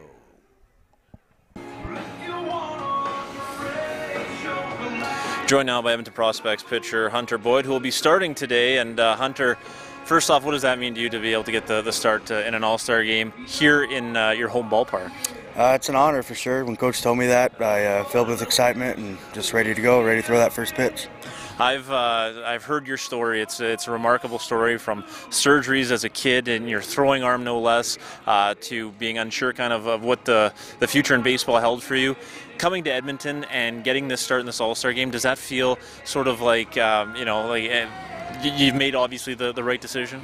I have, after my first couple starts, I felt like I belonged here, and it's been working hard, and it's paying off. Now, on any given day when you get the start, maybe there's some soft spots in the lineup, but it's an all-star game. 1 through 9 are going to be tough. What's your approach when you get on the mound today? Just treat it like any other game. Do my, my normal home start routine, and just attack them and do the best I can. For yourself, you're a leader on the prospects team. Obviously, probably going to take over a bit of a leadership role with this ball club. But what's your overall approach to just soaking this day in? I know they're all all-stars. They're here for a reason, because they can play defense, they can hit. So I'm not worried about us not hitting or us not performing defensively wise. So I know I got 8 guys behind me, 9 guys behind me, and I'm gonna get them involved too. And finally, just an event like this for ball players like yourself, of your age, looking for somewhere to play during the summer, coming out of school. Does an event like this, draw the attention of this league to players down south? I mean, it's definitely, you know, I had a couple buddies play here last year, and he told me the atmosphere is insane, and, you know, I believed him, and then Jordan sent me the video of the park, and I was excited to get down here as fast as I could. Thanks for this, Hunter. Enjoy the day. Yeah, no problem. Thank you. So Barron goes to first. He's in left field.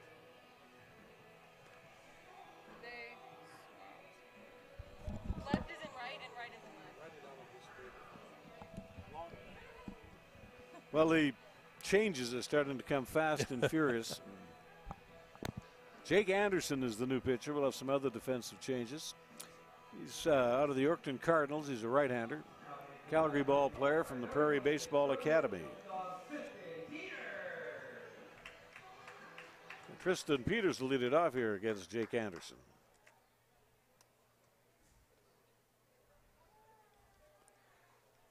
No statistics to give you on Anderson, but he throws a first pitch strike, and his ball belted up the middle, a room service fly ball, and Tristan Peters is erased, one gone.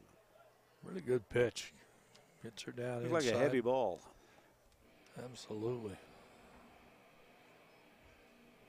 If you're wondering what's the difference between a heavy ball and a light ball, they're all the way the same. It's usually just a ball that's got a hard break down on it. And when you catch it, it hurts. Richard Macarenas is the batter. And Macarenas fouls the pitch off.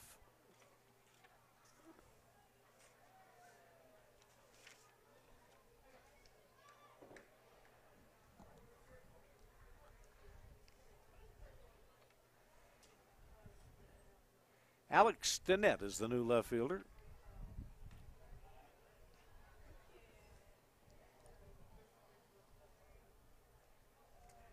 Tanner Holland, of course, is the catcher. He came in the last inning.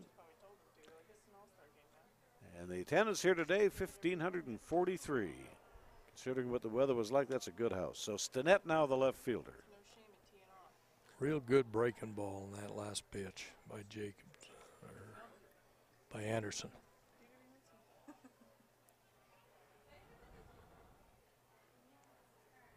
And here comes the 1-2 delivery. Ball put into play. Hard ground ball to the left side. Berry just picks that one out of the dirt.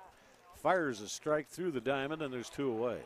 Look at that one again. That's not an easy pick. And that again was a curve ball. That was a hard hit ball. Nice throw. And Austin Soika will be the batter up.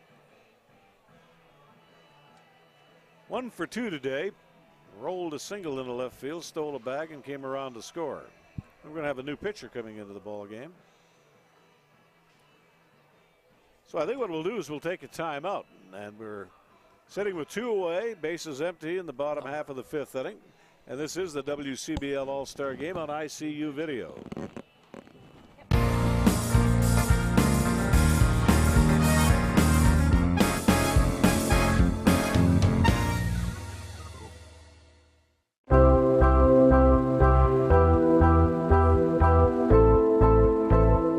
I would tell them just to start, do what you can handle, challenge yourself, get a trainer, let them challenge you, but you've got to go and you got to start. It's for you.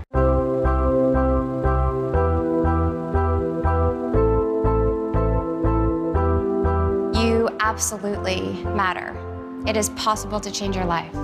Yes, you can make it happen.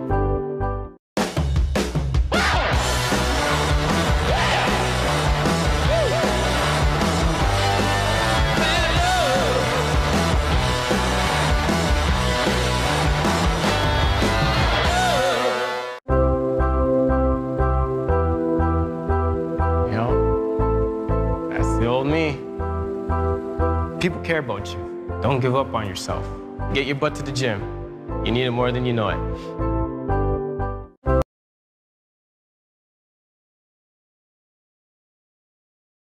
And there's the ball that's raised out into right field, drifting back, and timing his jump just perfectly was Noah Barron here in the last half of the 5th inning. No runs, no hits, no errors, and nobody left on base.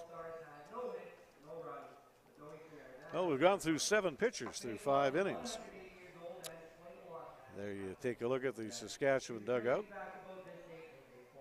A fly ball, a ground ball, and a fly ball. The totals for Jake Anderson, 2/3 of an inning and zeros across.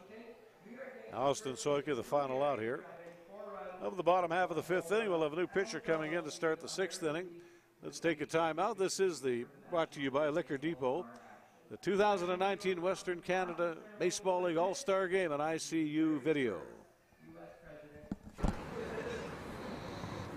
Joined now by Caleb Warden of the Lethbridge Bulls, and Caleb, we'll start with this here at the All-Star Game.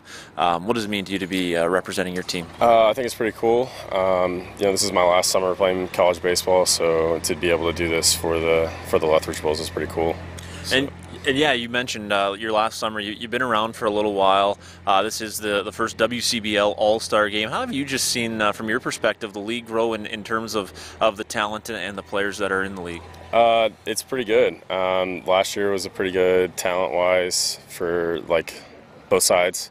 There's teams like Medhat that was really good this year, and they're doing all right this year. It's kind of weird to see that happen because they were just so good last year, and then Okotoks takes their place this year basically. So it's pretty cool. It's fun to play against really good baseball players in this league.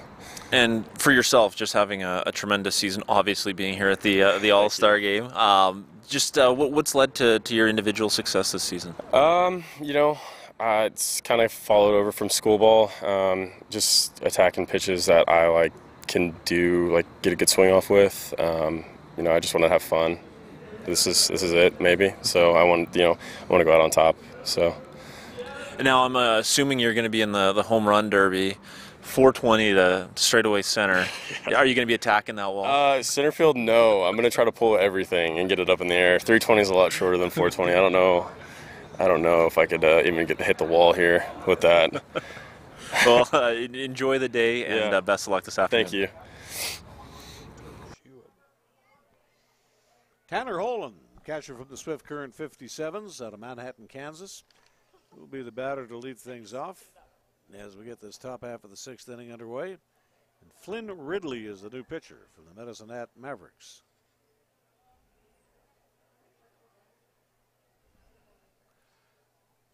Burnaby, BC ball player, University of Fraser Valley, Flynn Ridley. The ground ball that had eyes between the hole of shortstop and third base. And the 57s with a runner aboard. Number 17 from the Moose Jaw River Express, Cody McDougall.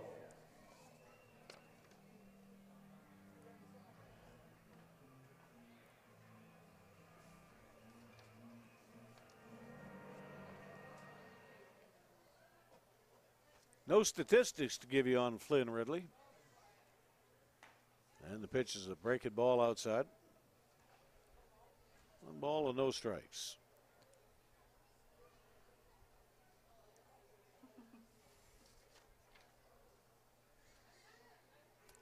Tanner Holen with that base hit to left field, so you've got a runner aboard. As the ball is popped up and fouled away, we're at 1 ball and 1 strike. Right-hander warming up for the Saskatchewan All-Stars. Big lefty getting loose for the Alberta All-Stars. Valk is now in the ball game and playing at first base. 25. And here comes the pitch on the hands, and it's a ball that's flared just beyond Valk's reach at first base. Now you'll have men at first and second on a little Texas leaguer to right. Just a little bitty dump here. He gets underneath it and flared it right over the glove.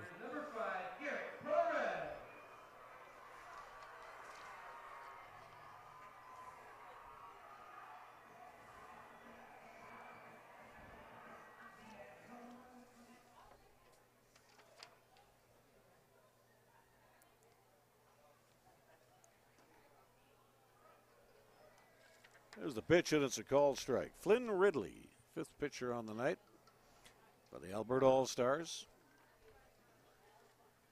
Told you these score sheets are going to be a mess before this thing is done. And the pitch is a fastball up high. A bit of chin music on that one. That's pretty tight.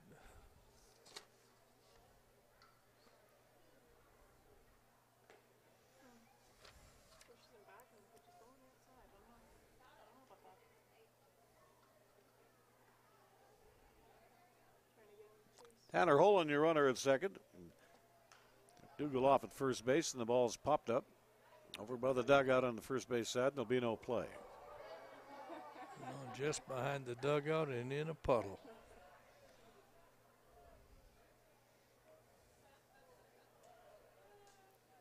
But this is how he wants to keep pitching. He's forcing the batter, mixing up speeds, good location. Nick Garcia with a pitching line today. 1 inning, no runs, 1 hit, and 1 strikeout, didn't walk a batter.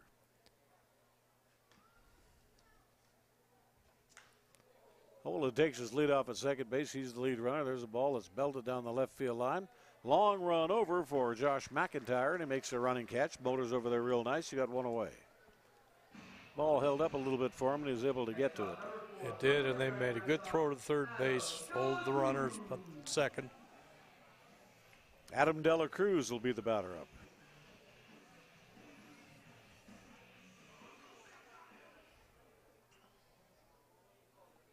I'm amazed that we're getting this ball game in at 4 o'clock. It just looked butt ugly. It was. Most of the afternoon it was bad, and now it's cleared up pretty nice. And here comes the pitch. It's a slider, low and away, 2 balls and no strikes. Tanner Holland at second base. Jordy McDougall, who got jammed on a pitch, and he still found a way to loop a ball into short right field. Had the first baseman been playing fully back, he'd have got it. As the ball belted out into right field. Lots of hang time on this one. Drifting on in is Travis Hunt. No, that's not Hunt. That's a new ball player. And the catch is made. Or is that still Hunt? No, that's Hunt. That's Hunt. And you notice that runner from second was not going to test that arm and go to third. Hunt was up and ready to throw that ball, and he's done such a good job of putting that throw from right field right on the number on third base. Griffin Keller will be the batter up. There's the stretch in the pitch. Throws a fastball over the outside corner, bringing it around to strike 1. Your vehicle ready for summer. If not, visit your neighborhood Jiffy Lube for a fully synthetic oil change and do it today. Well, not today. Today's Sunday. But get a $100 travel credit towards hotels, car rentals, and a whole lot more. Jiffy Lube, keeping you moving all summer long. 16. Which is high and away, 2 balls and no strikes. It must be. One of those. Flynn Ridley from the Medicine Hat Mavericks, the defending league champions. They're 3 games under 500 going into the All-Star break at 14-17. There, Ridley threw one right down the middle, right down Broadway. I guess it was low ball, 3 strike none. 2 men on with 2 away. 2-0 ball game. The Alberta All-Stars lead. And that should do it. It's a pop-up over by the coaching box at first base. Vault comes over to make the fielding play. Nice pitching job. Got 2 men on and then just set them down. That final pop-up. All right, let's move to the bottom half of the 6th inning. Still a 2-0 ball game. The Alberta All-Stars in the lead. Brought to you by Liquor Depot. It's the 2019 WCBL All-Star game on ICU Video.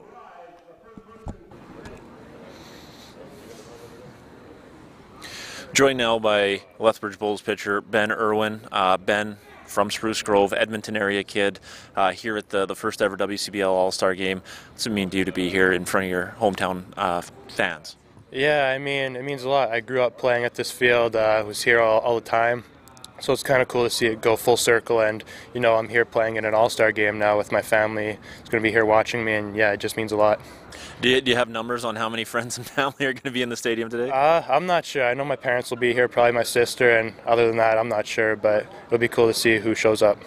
Tell me about just playing baseball in Alberta growing up. How have you seen the game grow? As you know, here in Edmonton, we've seen great crowds all season long. There seems to be a real appetite for the game here in Edmonton and the entire province.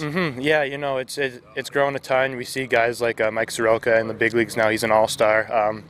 Tons of guys playing college baseball. It's just cool to see how much it's grown, how much it's got better, and the coaching has a huge part of that, I think. I mean, we have some of the best coaches in Canada, I think. So, yeah, I definitely think that's why the game is getting so big here and so popular.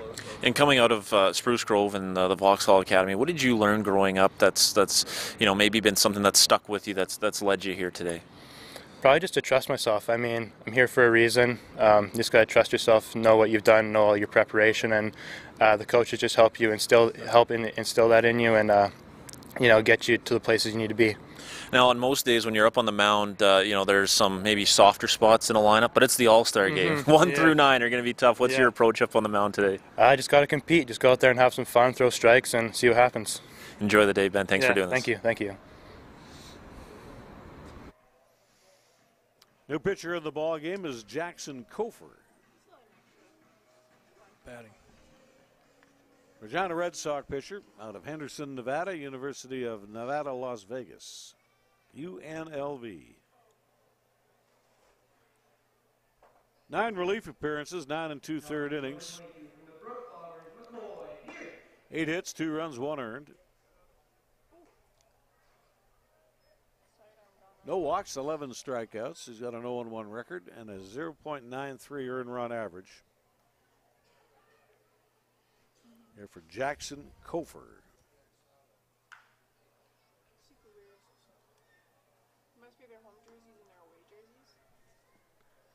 And McCoy Pierce will come in and swing the bat.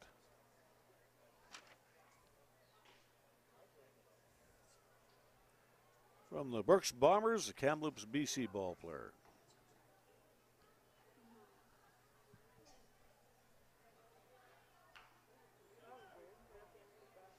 Slow ground ball off to the right-hand side.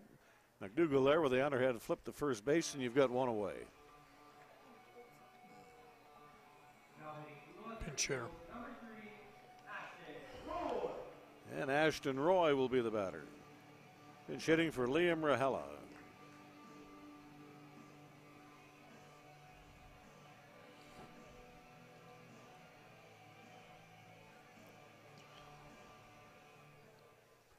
One out here in the last half of the 6th inning. Yeah, me too. It looks so good. Jackson Kofer, big burly right-hander, drops his arm angle down a little bit. Hangs one out over the outside corner, a little high, 1 ball and no strikes. Like when they do the ketchup bottle in hockey games? Yeah. They do, Now they say here at the University of Las Vegas, I assume they mean the University UNLV. Or are there 2 of them? There could be 2 of them. You'll see this quite often at schools. 2 universities in the same town, slight name change. And the pitch. Take it up high, 2 balls and no strike. Make that ball 3.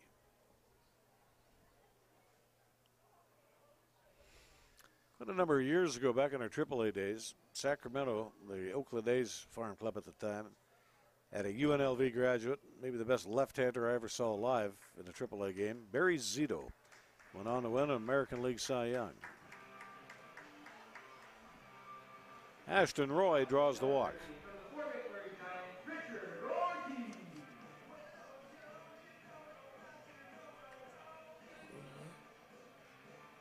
It'll be Richard Ortiz coming in. Fort McMurray Giant.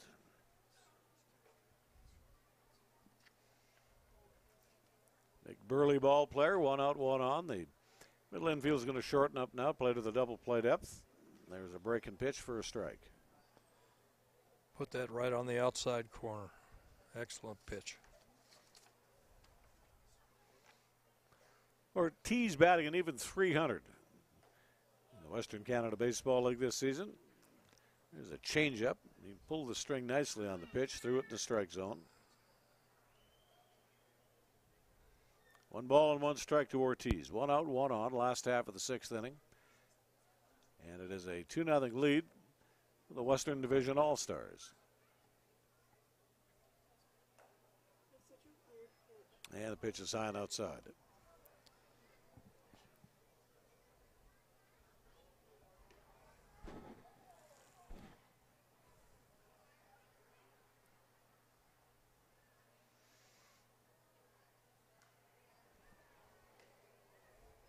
Ball game at the 1 1/2 hour mark, near in the last half of the 6th inning. The Western Division All-Stars got a run with 2 away in the first inning. A base hit by Austin Stoike. He stole second. Came in to score on a Caleb Warden base hit up the middle. And they later another run with 2 away in the second inning. A single by Josh McIntyre. A base hit later, it was Richard Mascarenas with a base hit to left field. Nice breaking ball on this strikeout. He just dropped her off, changed it a little bit. Jackson Volk, the batter.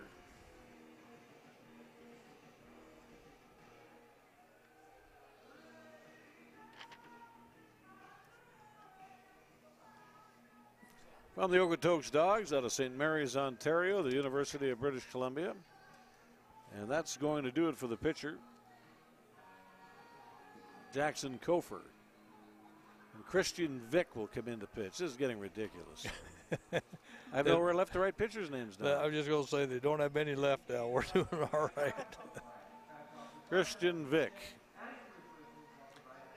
Let's take a timeout. This is the WCBL All-Star Game brought to you by Liquor Depot and ICU Video.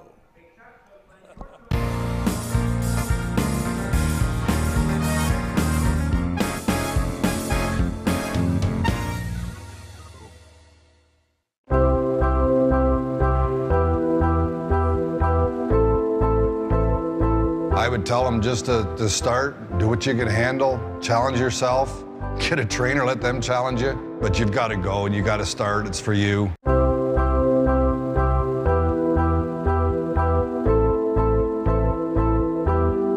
You absolutely matter. It is possible to change your life. Yes, you can make it happen.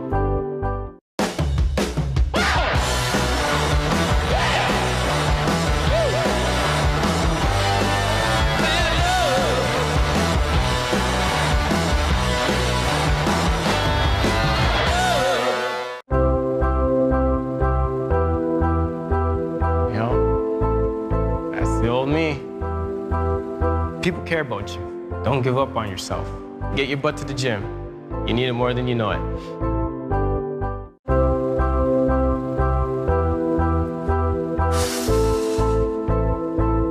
Just get started. Just begin. Go into Good Life, meet with the trainer, go to a class. Just start. New pitcher into the ball game is Christian Vick. He'll come into this game here in the 6th inning with a runner on and 2 away. The Weyburn Beavers out of Camden, Tennessee, southeastern Missouri State. The outskirts of Nashville, that's where you'll find Camden, Tennessee.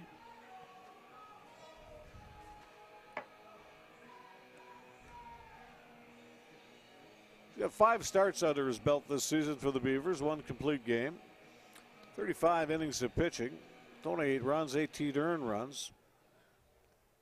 Make that 28 hits, 18 runs, 14 earned, 14 base on balls, 35 strikeouts. Got an unblemished record, 5 victories and no losses for Christian Vick. The bottom fell right out of that sinker ball, strike 1. A 3.60 earned run average here for Christian Vick. And a right-hander warming up in the bullpen for the Saskatchewan All-Stars. It's a Swift Current 57 getting loose. Volk is the batter, and he ropes a base hit out into right field. Here's the wide turn, and Ashton Ross on his way towards third. He's going to come around. He's going to come in, potentially to score, and he will. I had my eye off the ball. What happened in right field? Well, there's when you see it. We see it on the replay. The ball gets through. It looks like he just nonchalants the ball a little. It goes right under his glove. Yeah, that'll be hitting an error. That's an unearned run. Score that a single, no run batted in. The run for the moment is unearned. A base hit will make it earned, and Travis Hunt is the batter. 3-0 ball game here in the last half of the 6th inning. Tomorrow was an off day. Everybody gets back to the salt mines on Tuesday night. The prospects will be in Swift Current Tuesday, Wednesday, Thursday. Home on the weekend for a 3-game series with the Melville Millionaires.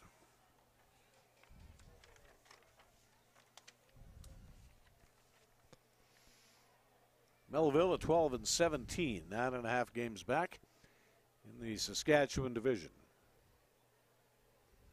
1 ball and no strikes. Here comes the pitch. Turned the ball over and he misses down and away. What he doesn't want to do is get this ball up at all to Travis Hunt.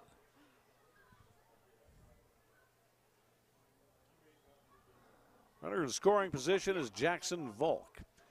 2 out. You're going to play the infield fully back on the middle infield. Midway on the corners. This ball is belted up the middle. That'll be a run scoring single, and that'll make the run earned. Volk comes in to score as Travis Hunt gets his first knock of the All-Star game. A run scoring single to center field. And again, he got the ball up a little bit, about belt high on the outside of the plate. Hunt just kept on the ball, popped it right through second base. And McIntyre will be the batter up, hitting out of the 9th spot on the order.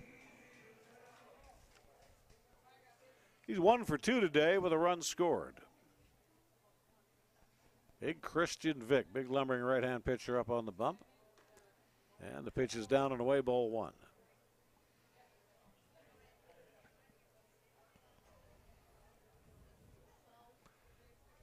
First of 2 straight years that the WCBL All-Star game will be held in Edmonton. Runner goes, catcher out of the crouch. The throw is on 1 bounce from Holland, and it was up on the third base side of the bag. So a stolen base for Hunt. And again, Hunt's got good speed. We've seen it all year. Got a good jump, beat the throw.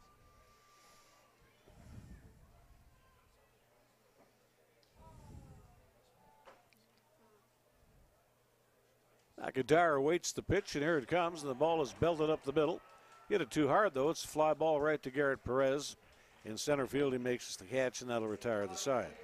2 runs come in to score. They're both earned runs. Down on 2 hits, 1 error, and 1 man left on base. Andrew Peard, it's all yours. Thank you very much, Al. Standing by here with a very special guest, Dan McDougall, the father of Moose Jaw Miller Express infielder Jordy McDougall. And you've been on quite the trek to watch him play.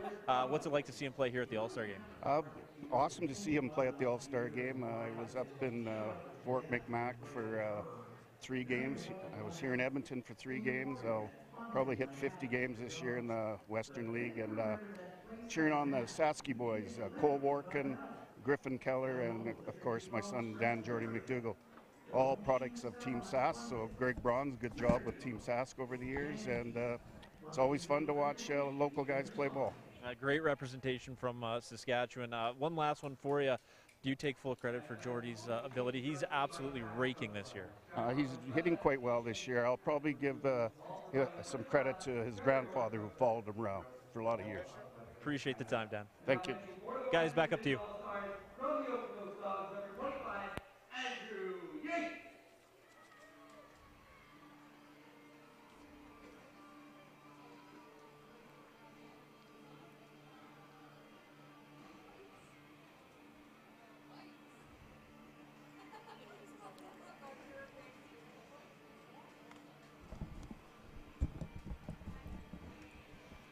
New pitcher into the ball game, and that is Andrew Yates, a big left-hander.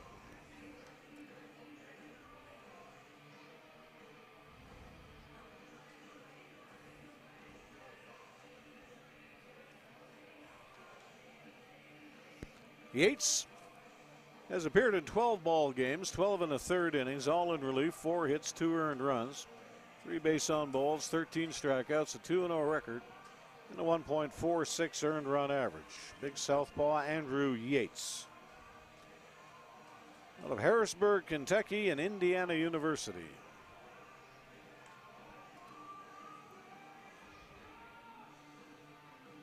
And Jack Berry, the third baseman, who's made a couple of real nice plays tonight, down at third base, will be the leadoff batter.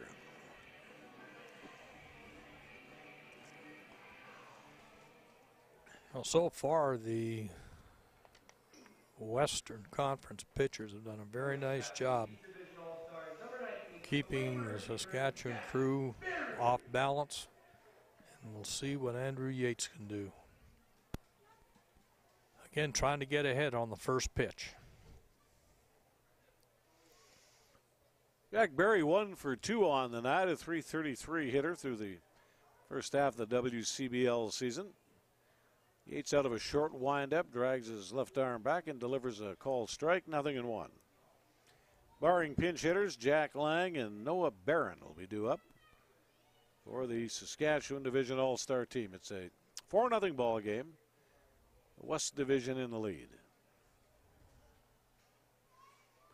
Fully back on the middle infield, about midway on the corners. The outfield is straight away. And the pitch is off target. 1 ball, 1 strike.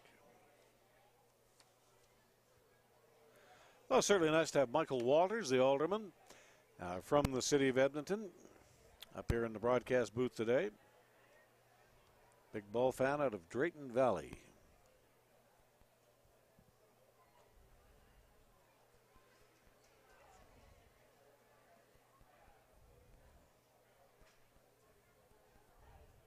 Out here, 2 balls and 1 strike on Jack Berry.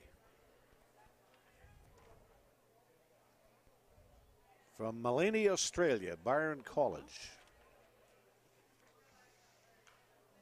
He got jammed on an up and in fastball. He'll hit it foul and out of play up on the right-handed side.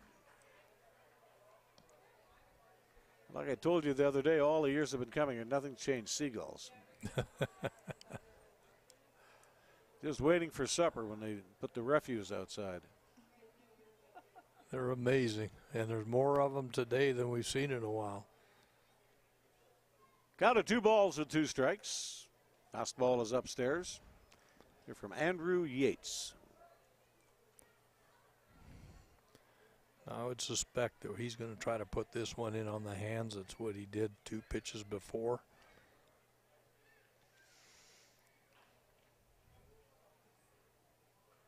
And the 3-2 delivery. He turned this one right around. There's a ball that's belted out into deep left field, and it's not coming back. That's a home run for Jack Berry. That one was out over the plate, and you can wave it goodbye. That's not where he wanted to throw that ball. He wanted to get it in on the hands, and he got it just out over the plate, inside center of the plate, and he jacked it. A sweet swing by Jack Berry. Here's the replay. You look at it, watch that ball come in right over that middle and just a little bit inside. Good batting stroke. Jack Berry, that's his 13th home run of the season. He got 12 in the regular season. And he hit that one right on the screws. Another ball raised out in the left field. That one should be caught. McIntyre drifting back about 10 feet in front of the warning track. Pulls it on in. You got 1 away. Noah Barron should be the batter. Coming up to bat from the Yorkton Cardinals, number 30, Matthew Corman. Well, we'll have a pinch hitter coming in.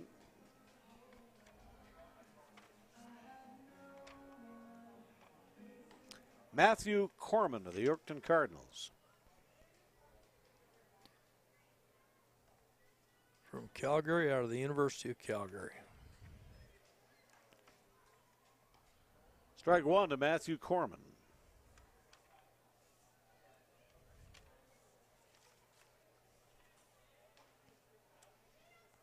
The pitch, and the ball raised out into short right field. In fact, it won't clear the infield. Drifting back here is Rahela, and he makes the catch 2 away.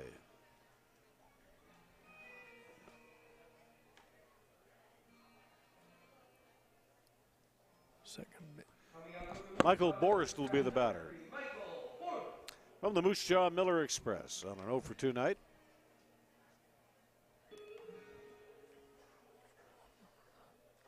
Ground out, and he's flying out in the ball game. Yates delivers, and the ball popped up towards the foul line in right field. And it is out of play and into the barbecue area. Strike 1 to the batter.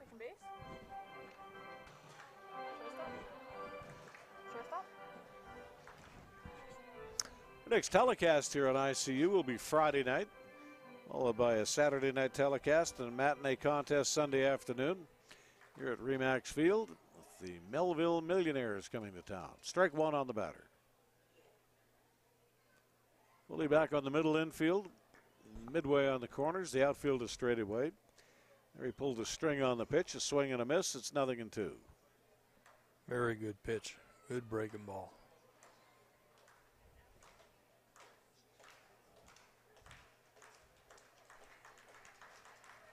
Pitch outside, go to 2 balls and 2 strikes. 1,543 here today. Had the weather cooperated, I think we'd probably been double that. And you just go through that sometimes in baseball. You get the wet years, you get the dry years. And the ball is belted out into left field. That's out into the gap, and that's a well-hit ball. It's going to go to the wall on 1 bounce. And here's Michael Borst pulling in a scoring position. A ball that he shot through the 7-hole into the left field gap for a 2-base hit. Well hit ball again, out over the plate. Gets it deep in the alley. I have a feeling after that one last night, I don't even really want to talk about it. The prospects didn't do well. The outfielders were probably tripping over their tongues. I mean, they had some long runs to go on some gopher balls. Oh, they did.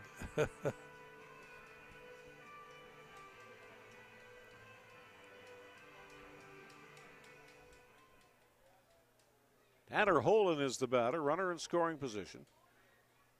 As the Eastern Division has played their first run here in the 7th inning, a home run by Jack Berry. And he really clobbered the pitch.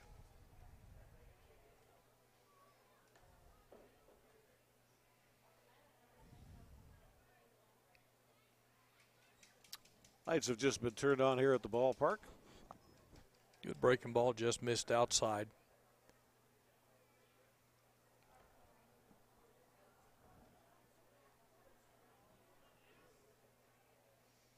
Holden batting out of the 8th spot in the order. Here comes the pitch, and that's low for ball 3. Our umpires tonight, Corey Davis at first, John Oko at second, Matt Payne, your umpire at third. Ron Shuchuk is calling the balls and strikes.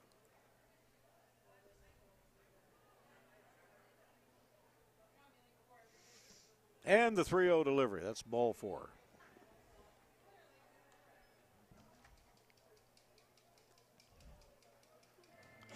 Released that ball just a little bit too late.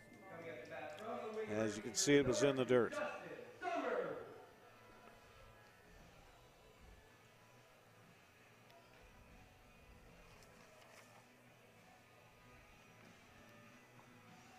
Justin Summers will come in and swing the bat. He's from the Weyburn Beavers.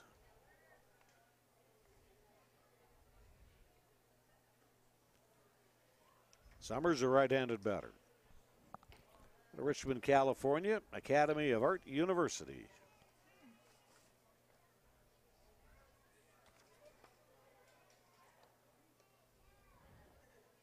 Now Yates has got to get behind on these batters, put himself in a tough position. Summers batting .267, 21 ball games for the Beavers. 14 runs batted in. And he represents the tying run. As Andrew Yates pitching here with 2 away, then surrendered a gap double to left field. He walked Tanner Holden. And sits at a 2-ball, 1-strike count on Justin Summers.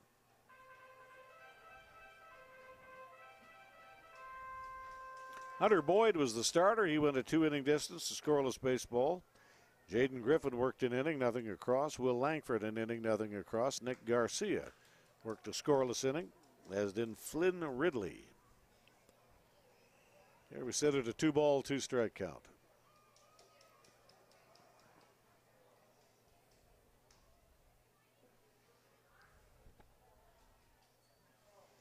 Look at it now. After all it rained, and except for a couple of puddles right down the foul lines, it looks dry. It really does. It's great shape.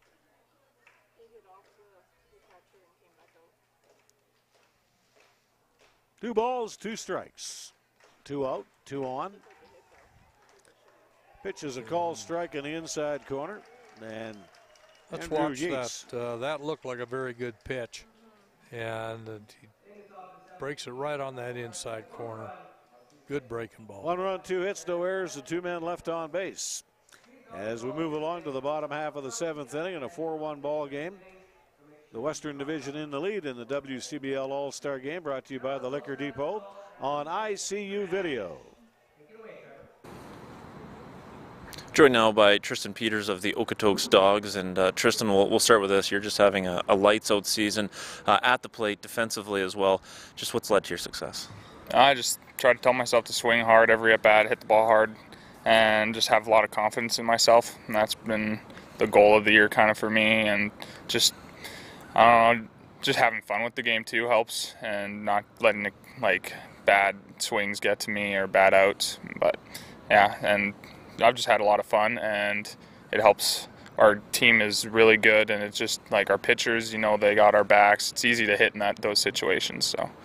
And tell me about your manager, Mitch Schmidt, now in his second year with Okotoks, and you know the Okotoks program has long been considered one of the tops in Western Canadian baseball. Playing for him and playing in Okotoks, what's that experience been like for you? Oh, it's awesome. It's absolutely awesome. He's a laid-back guy, but if you're not doing the little things right, he'll get upset when he needs to, and he really knows how to manage a team. He knows how to bring all the players together, and I think he's helped us bond very well, which has led to our success, and he's really good at recruiting. We got a lot of good players, and yeah, it's been great. Being at the All-Star game, you mentioned great players. I mean, there's 6 of you selected along with your manager, Mitch Schmidt. What's that mean to come here with a bunch of your teammates? Oh, it's really cool. It just shows that we deserve to be in first place in our division and the league, and it's just a cool feeling knowing that you got all these teammates behind you, and it takes a little pressure off of myself individually, and yeah, it just helps me play better and the rest of the team play better, and yeah. Always these leagues trying to give off a big league feel. Today we've got a home run derby, an all-star game. Does that, you know, as far as getting other players to come up to Canada, things like that, does that make a pretty big difference? I think so, definitely. It lets people get recognized then too, and it's a lot of fun too. Yeah.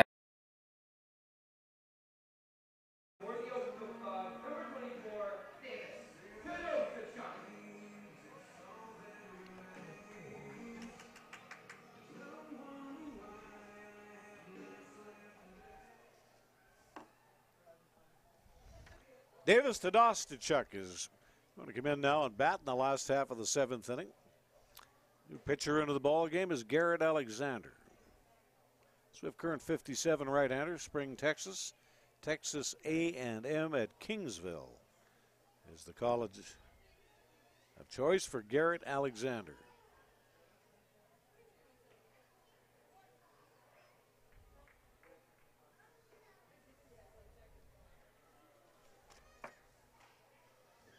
Count of 2 balls and no strikes.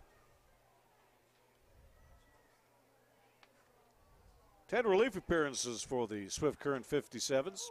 Here he throws some zip on that fastball from a straight overhand delivery. 21 innings of pitching, 13 hits, 4 runs, 3 earned, 11 walks, 28 punchouts, and a 1.29 earned run average. Nice totals for Garrett Alexander. The Western Division with a lead of 3, 4-1 ball game. Here in this bottom of 7, there's a belt-high strike. Evens the count on up. Got a good pitch right on the outside corner. No, you guys are at every event. Well, I could, but you guys are at every event. Why would I do it? You'd have to literally text me, tell me what. And the pitch is going to be right there for a strike, and Tadasachuk is back to the bench. Excellent breaking ball. Used to call that breaking it off the table. Now they call it 12-6. Now hitting from the Fort McMurray Giants, number 2, Matt Hewitt. Of a Fort McMurray Giant ball player coming in to bat. I've seen tweets from it.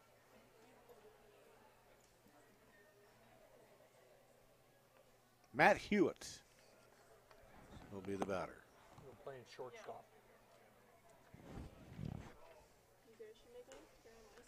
Came in the previous inning as a defensive replacement at shortstop. 1 ball and no strikes. Here from Garrett Alexander. He's a long, tall drink of water. Big pitcher up there on the bump. Long stride home. He's a fireballer, and he throws the pitch high and outside.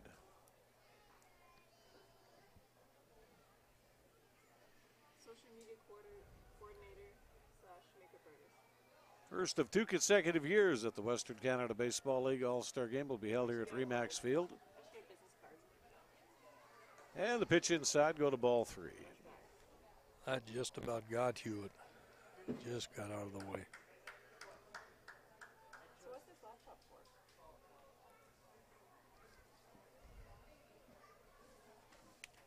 What the heck?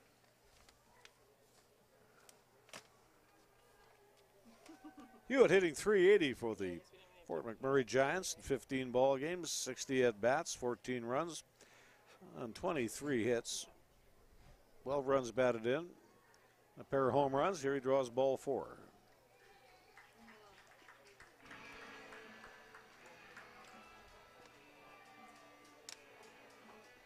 Now hitting number 9 from the Medicine Hat Mavericks, Nolan Radai.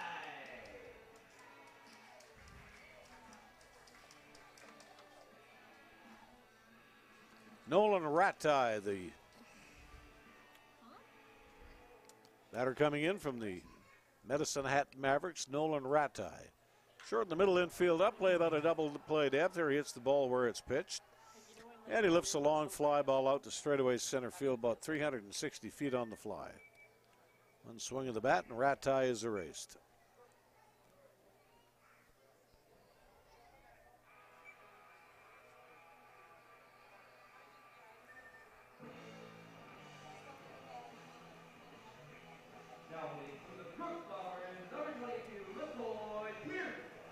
And McCoy Pierce with his second plate appearance here tonight. He's 0 for 1. He bounced out his first time through. McCoy Pierce. Here's the pitch to him, and he hits it softly back to the left side of the mound. There's a barehanded pick, and the throw on one bounce is not in time. That'll be an infield hit for McCoy Pierce. Again, real slow ground ball to third. Awkward picking it up. Tough throw. Ashton Roy, the batter, walked and scored back in the 6th inning, batting in the spot occupied previously by the second baseman Liam Rahela.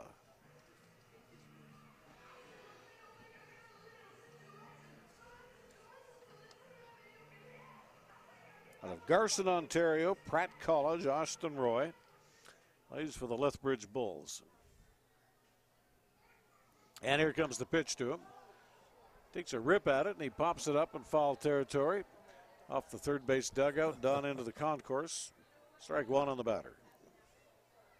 You took that ball from a kid.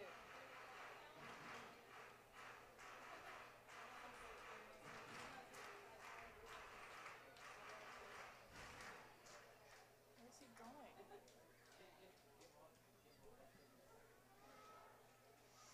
Runner breaks for third. He got a pretty good jump. Here comes the throw, the slide, the tag, and they got him dead on arrival at third base. Excellent throw. There's a Cardinal base running sin right there. You don't try to steal third with a left-handed batter. No runs and 1 hit, no errors, and 1 man left on base. After that put out, if you're scoring it at home, it's 2-5. Let's take a break. This is the WCBL All-Star Game on ICU Video.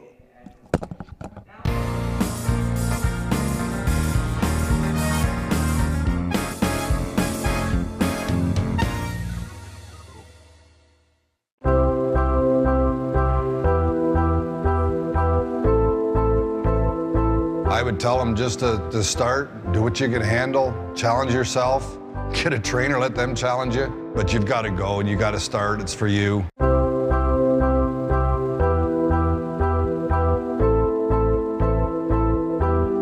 You absolutely matter. It is possible to change your life. Yes, you can make it happen.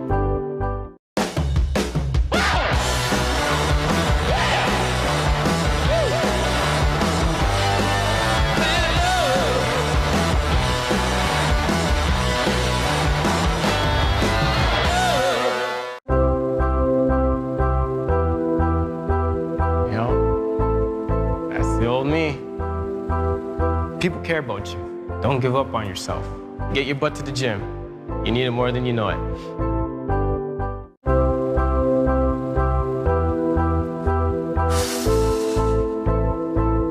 Just get started. Just begin. Go into Good Life, meet with the trainer, go to a class. Just start.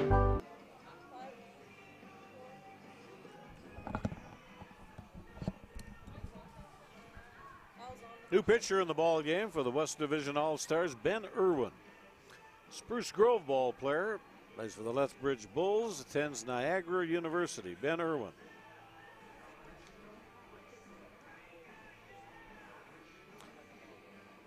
With the Lethbridge Ball Club, 5 starts, 2 relief appearances, 1 complete game. 28 in the third innings, 25 hits, 14 runs, 11 earned.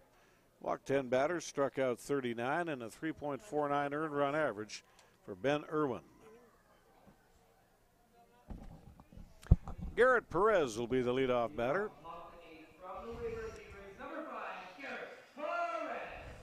Perez tonight struck out swinging. He's bounced to third and he's flied to left field. Ben Irwin draws that right arm back and delivers. Throws the first pitch fastball and it's fouled to the backstop. 0-1. Again, you want to be throwing strikes in here.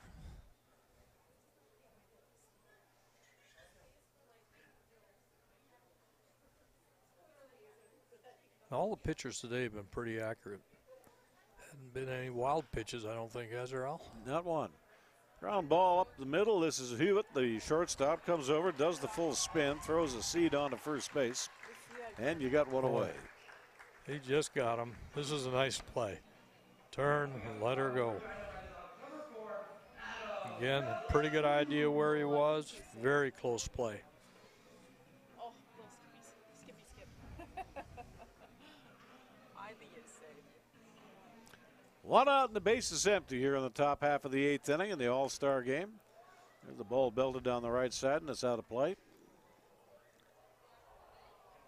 Again, a good fastball in the zone. Ben Irwin, the 8th pitcher. I've seen action here tonight. The Western Division All-Stars. Runs that fastball in on the hands and it's fouled back 0-2.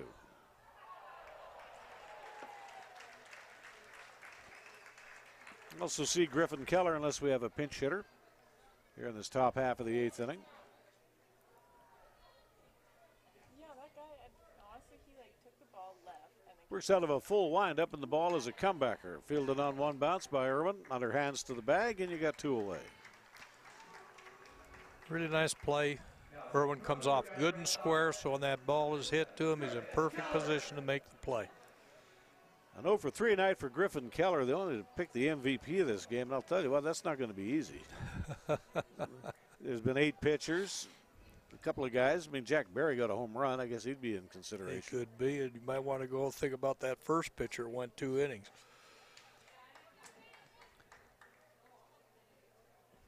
Keller tonight is flied out, popped up, and struck out.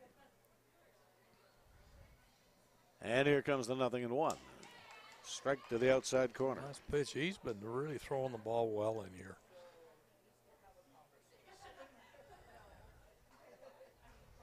Caleb Warden's got a couple of hits, and he was the MVP of the home run hitting derby. He might be a choice.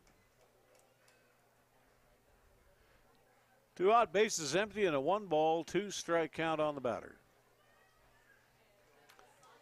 And the pitch foul back. And that fastball is either just off the plate or on that outside corner, and the batter was not taking a chance on it. He was swinging to protect that batting zone. Tosses a breaking ball, and he misses low and away with it. We go even at 2 balls and 2 strikes. Here in the top half of the 8th inning.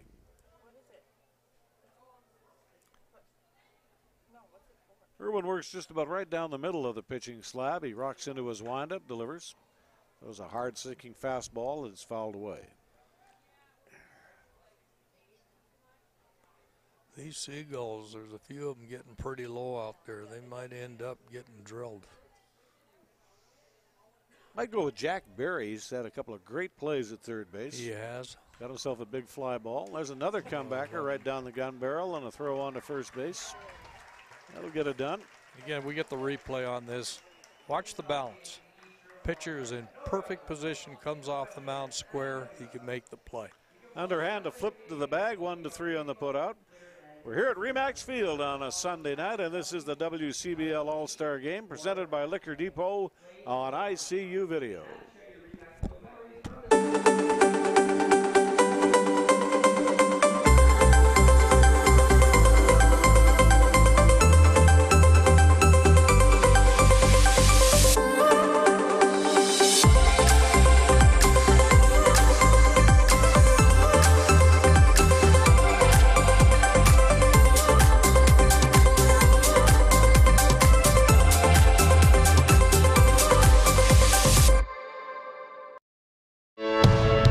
Like when I close my eyes and don't even care if anyone sees me dancing. Like I can fly and I don't even think of touching the ground. Like a heartbeat skip, like an open page, like a one-way trip on an aeroplane. It's the way that I feel when I'm with you. Brand new. Here's a great summer offer from your local Jiffy Lube fast oil change location. For every fully synthetic oil change at Jiffy Lube, you'll receive a $100 holiday travel credit. And it's good for hotel stays, vehicle rentals, and even theme parks. So enjoy some well-earned holiday time from Jiffy Lube. If you have 1 to 2 vehicles or a whole fleet of trucks, this adds up faster than a lead-off batter. The offer is good until mid-October. Now that's a $100 travel credit for every fully synthetic oil change at Jiffy Lube, saving you time and money and helping out with your summer holidays. That's Wiley down there. Have a new pitcher coming into the ball game, Jackson Kofer. A left-hander out of Henderson, Nevada, University of Las Vegas, plays for the Regina Red Sox.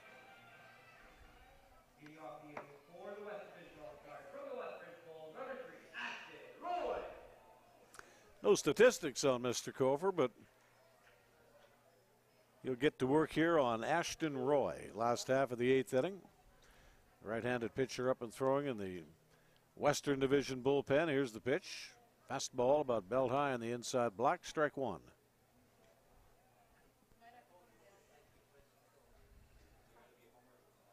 So Garrett Alexander pitches a scoreless 7th inning with a walk and a base hit. Late breaking slider, took a big rip at it, strike 2. Very good pitch.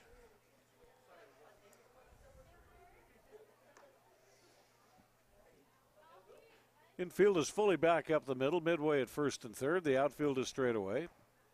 And the pitch is a strike on the inside corner. Got it done in 3 pitches. Nice breaking ball. Dropped it right off at the knees.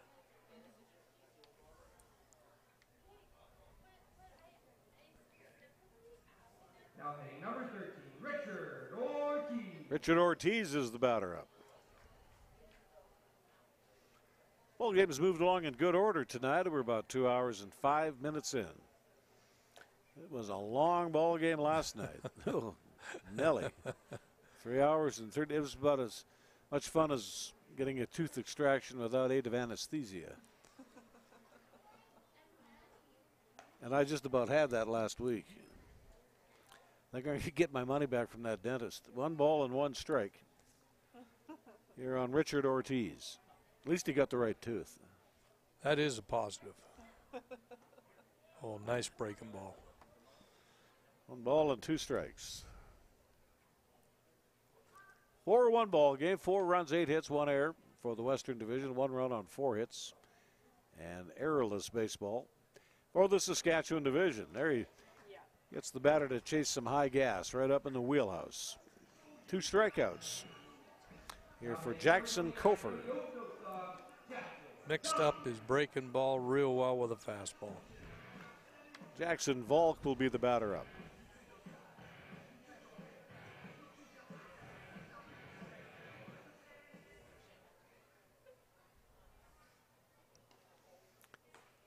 And a strikeout in the middle inside corner of the plate, strike 1. Kind of impressed with him. His 2 batters up, a swinging strikeout, a called 3rd strike. Got a pretty good breaking ball and just as good a fastball as I've seen in this ball game today. See that nice natural sink on that pitch? It was, and the first pitch was a breaking ball in the inside corner. This was that fastball that just dropped, again in the inside corner. Throw another one. Ball is cued in fair territory, backhanded by Jack Berry at third base. Throw on 1 bounce. And that's going to be an infield hit for Jackson Volk. That's a nice play at third. This is a tremendous play by Berry. That's right. And deep and over, and it's a good throw. Just got beat out. This is what we expect in an all-star game, these kinds of plays. Very good baseball. On a good day, the Western Canada Baseball League puts out a nice product. They really do. And I can say this about the big leagues. On a bad day, well, it's not so good. That's the game. Here's a high hopper to the left side of the diamond. It's through the hole for a base hit. Well, that's Hunt's second hit of the day, I believe. And again, he gets her pulled right in the gap. A hard hit ball. They've asked me to select the MVP of the game, and if the game was over right now, Jack Berry would be the MVP. Got a big fly ball, about 3 scintillating plays at third base. Got a good hose, nice glove.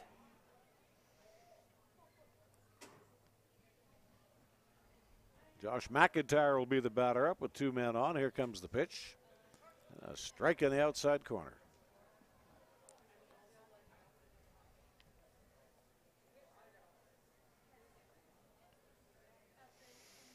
One of the few players in this ball game today who's played the entire game at his position.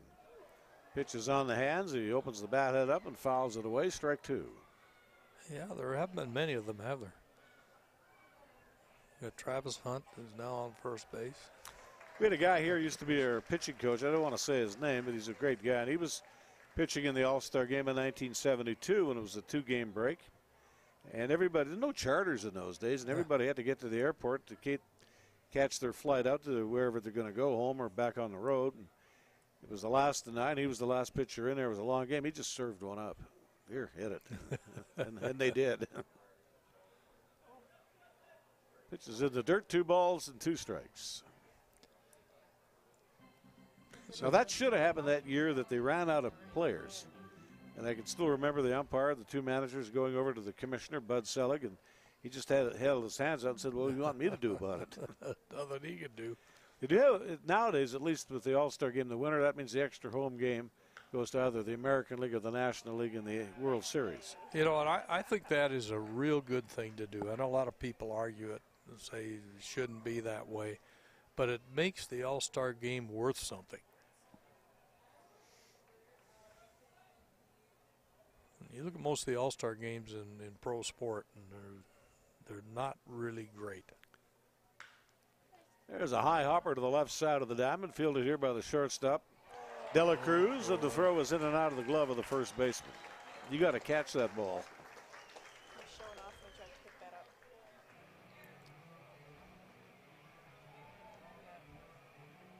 Is the throw in the dirt? Throws in the dirt. Well, then it's going to be an E6. And it was also down on the home plate side by a fair amount. He had to stretch out and stretch over. Tough play for the first baseman. Tadasicek will be the batter up with the bases full. 2 away, any runs scored, they'll be unearned.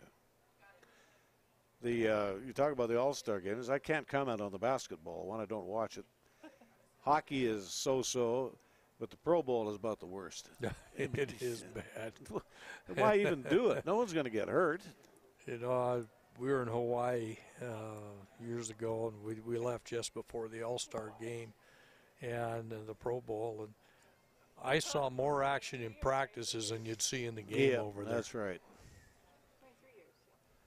Going to work out of a bases-loaded stretch. Pitch is a big jug, a big overhand curve, a swing and a miss. Here to the batter, Davis Tadasicek. That was about the only good thing about the Pro Bowl. It was in Aloha Stadium. Yeah, that's a nice stadium. Oh, isn't that a beauty? We played in there back in '81. Strike in the outside corner. Dots and I with that pitch. Right out at Pearl City.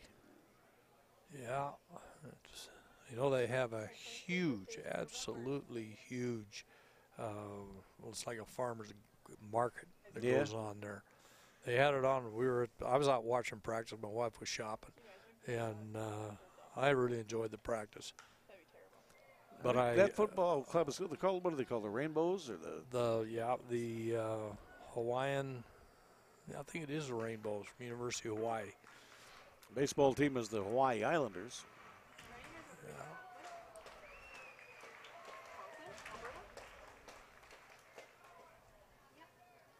And here comes the 1-2 pitch, a little high.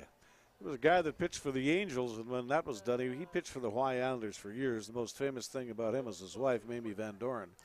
I guess. Bo Belinsky. There was a character, eh? Bo Belinsky. And here comes the 2-2.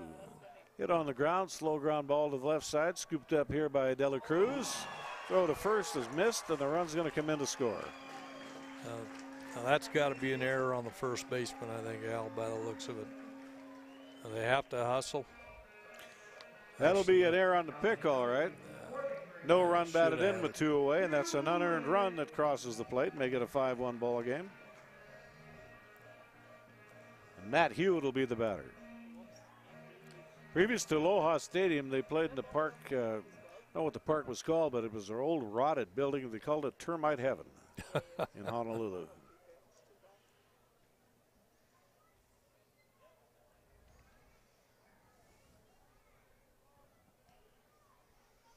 Kofor strides home and delivers. Fastball runs away from the left-handed batter. Strike one. You know, he's pitched pretty well in this inning, and he hasn't got a lot of help. Try to get a ground ball to the right this time. Yeah. He did. He got a guy twice to roll over ground balls, but outs were not made on the play. Now the strike one pitch. Foul to the backstop. 0-2.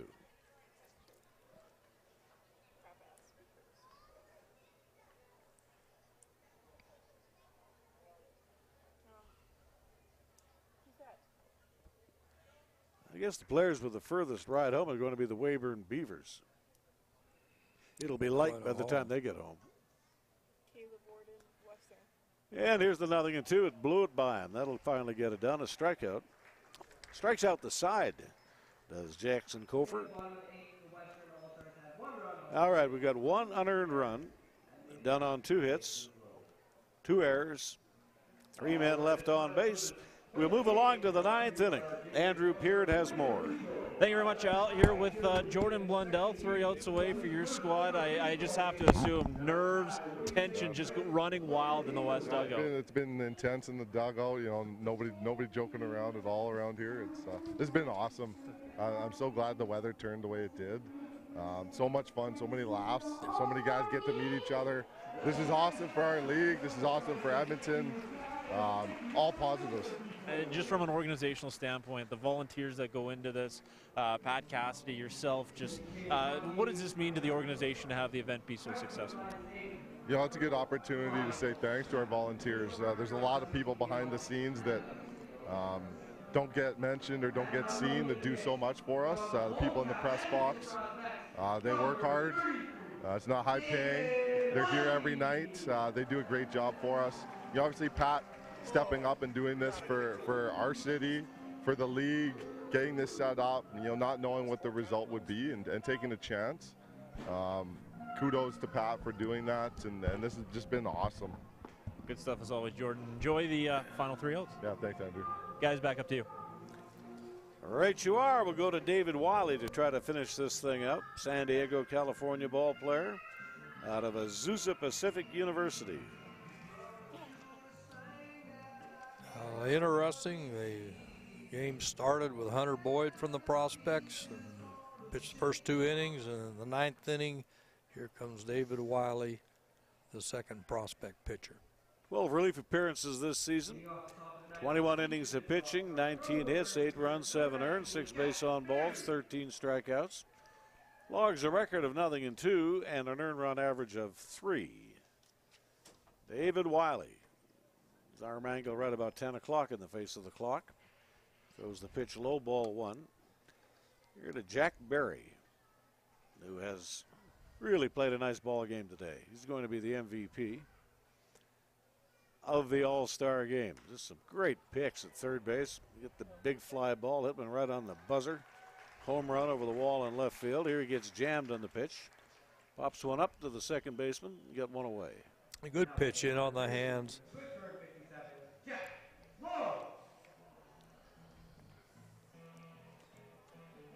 Jack Lang is the batter on an 0-for-3 evening. Flied out, struck out, and flied out again. See that little pause in the windup of David Wiley.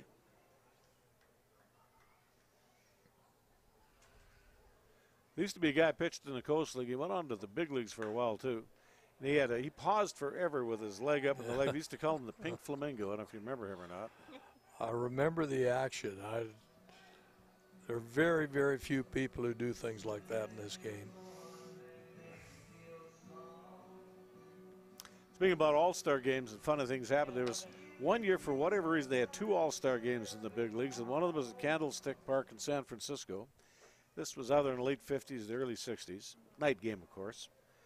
And little Bobby Shantz, a little wispy guy. Remember him? I sure do. And Bobby Shantz was pitching out of the set position. A big gust of wind came in, blew him over, and he got called for a balk. Yeah, he wasn't a big man. But you know, Al, there was a Bobby Shantz and Whitey Ford. Those were 2 of the best fielding pitchers you ever saw. They always came off the mound totally square to home plate. And it was really hard to bunt on them. They were in perfect Whitey position. was something. I think he still holds the record for most World Series wins. I think he does, yeah. A left-hander, the chairman of the board. Yeah. And the 2-1 pitch. And he could mark the ball better than probably anybody who's ever played the game.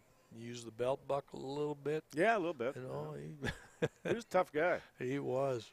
During World War II, he was a tail gunner on a B-17. I can tell you what, that's tough duty. Oh, yeah. Here's Wiley getting himself in a little bit of trouble here. He's walked the batter and now got men on first and second. 1 out. Michael Borscht is the batter. And we know Borscht can hit the ball. He's got good power and he's got good speed. He can get down the line pretty quick. Here's the pitch to him. This could be 2. It's a bouncing ball to the shortstop, Hewitt, and he took his eye off the ball. Could have been 2, but it isn't going to be anything. It's not going to be anything. And, again, all of a sudden, here we go. We got another, an error. All of a sudden, should be 2 errors for each team now. You can't assume a double play, but you can certainly assume an out. And all he had to do is pick up the ball, touch second base. He's going to get an out.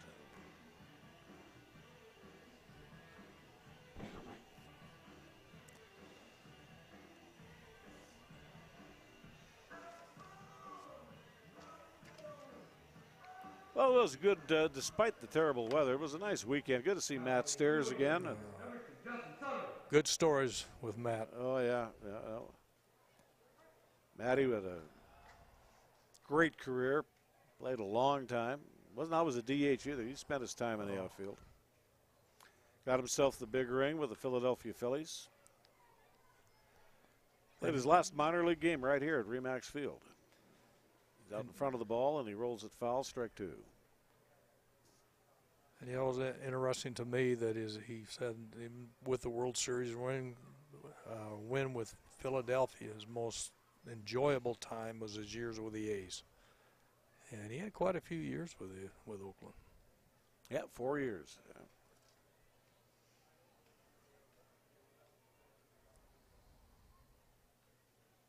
Saskatchewan is represented on the base tracks, 2 Swift Current 57s and a Moose Jaw Miller Express playing over at first base.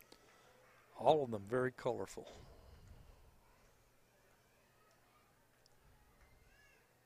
There's the pitch, and it's a wild pitch. It's going to go onto the screen, and a run will come in to score. Jack Lang crosses the plate.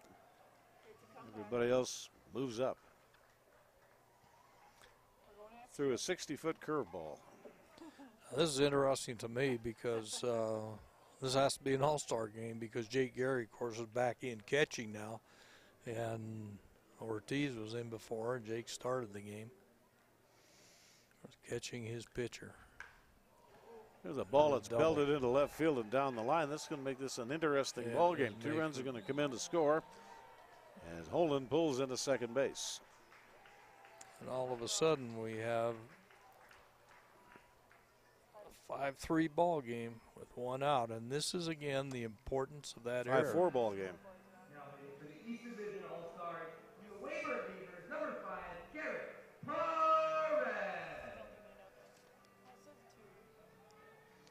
Garrett Perez, the batter.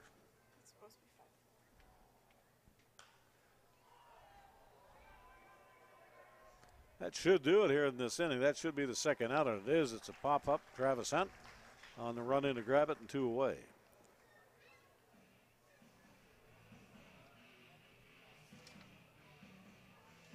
Now, as you've said earlier, this game should be over.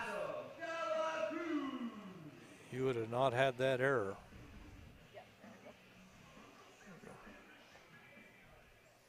So 5-4 ball game. Good breaking ball from David Wiley.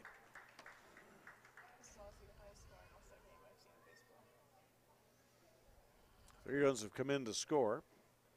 One of those runs is an unearned run. I'll have to do the math on it. Maybe they all are. Anyway, that should about do it anyway. This should be a routine fly ball to shallow right center field. Chuck is there to grab it. This ball game will go into the books. History made here at Remax Field tonight, the Western Canada Baseball League's inaugural All-Star game. Other than the weather, I think it was a pretty good deal. Very good ball game, and I thought extremely well played by both teams. Up until the last little bit of it anyway. That's right. 3 runs, 2 hits, 1 error, and 1 man left on base. And the Western Division will prevail 5-4. For the first All-Star game of the WCBL, it was a very fine ball game, and I'm sure all the fans here enjoyed it very much. A lot of good fielding plays, home runs, had it all. A 2-hour and 25-minute ball game here tonight. 1,543, but have been more had the rain left, but it didn't, and we'll just hope for better weather next year. 4, 5, 3, and 4 are the line totals for the Saskatchewan division. 5, 10, 1, and 9, 2 and 9 for the Western division. Tomorrow is an off day in the Western Canada League, and everybody gets back at it on Tuesday night. Prospects will be in Swift Current to kick off a 3-game series with the 57s. Tuesday, Wednesday, and Thursday. Back here next weekend against the Melville Millionaires. We'll take a brief time out. In return, we'll have more for you from the 2019 WCBL All-Star Game, brought to you by Liquor Depot here on ICU Video.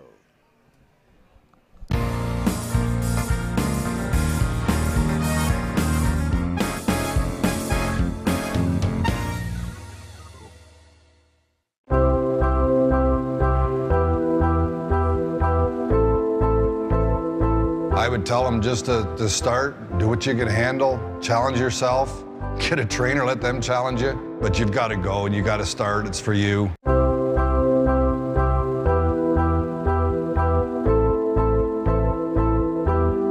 You absolutely matter. It is possible to change your life. Yes, you can make it happen.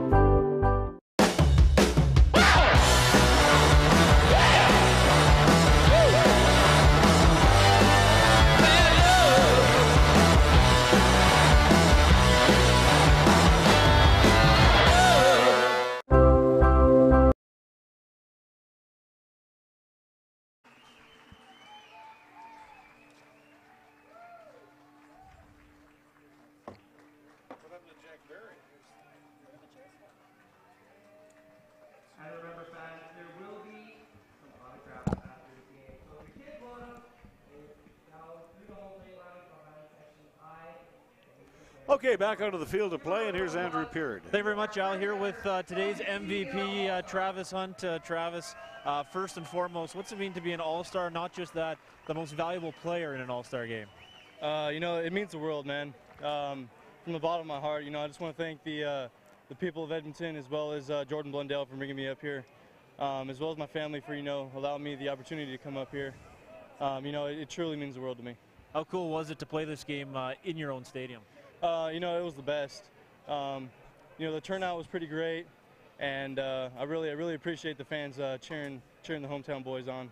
A couple of hits for you today. You go the distance. Were you expecting that? I mean, I know you didn't come all the way to Edmonton just to not play ball, but take me through your day.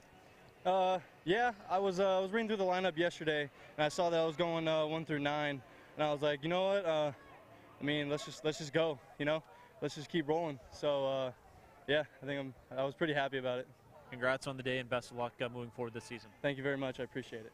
Guys, that's Travis Hunt, the MVP of the inaugural WCBL All-Star Game. Al, John, back up to you.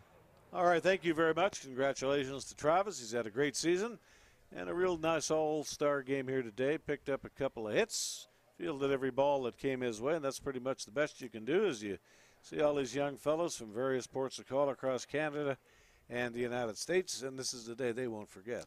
They'll never forget it. A lot of fun. As I said, the prospects back in action Tuesday, Wednesday, and Thursday in Swift Current. Hopefully they can break out of that funk they're in. They've lost 5 consecutive ball games, but tomorrow's another day, and we hope for better. Next weekend, the Melville Millionaires will be in town Friday, Saturday, and Sunday, and we'll have all 3 games for you here on ICU Video as you see the MVP, Travis Hunt.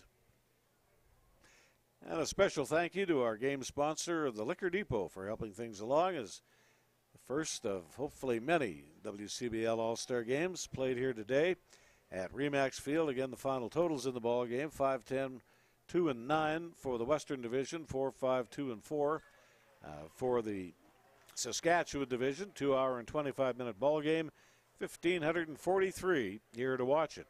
Our crew today, our color commentator John Belmont, game host is Andrew Peard, Dave Foley and Liam Johnson are cameramen. The switcher and the replays by Alex Testowich. Kyle Matz with the graphics. Rob Zitlau, the director and executive producer. Graphics and technical coordination by Dave Foley. My name is Al Coates. It's been a lot of fun. We'll talk to you Friday night right back here at Remax Field.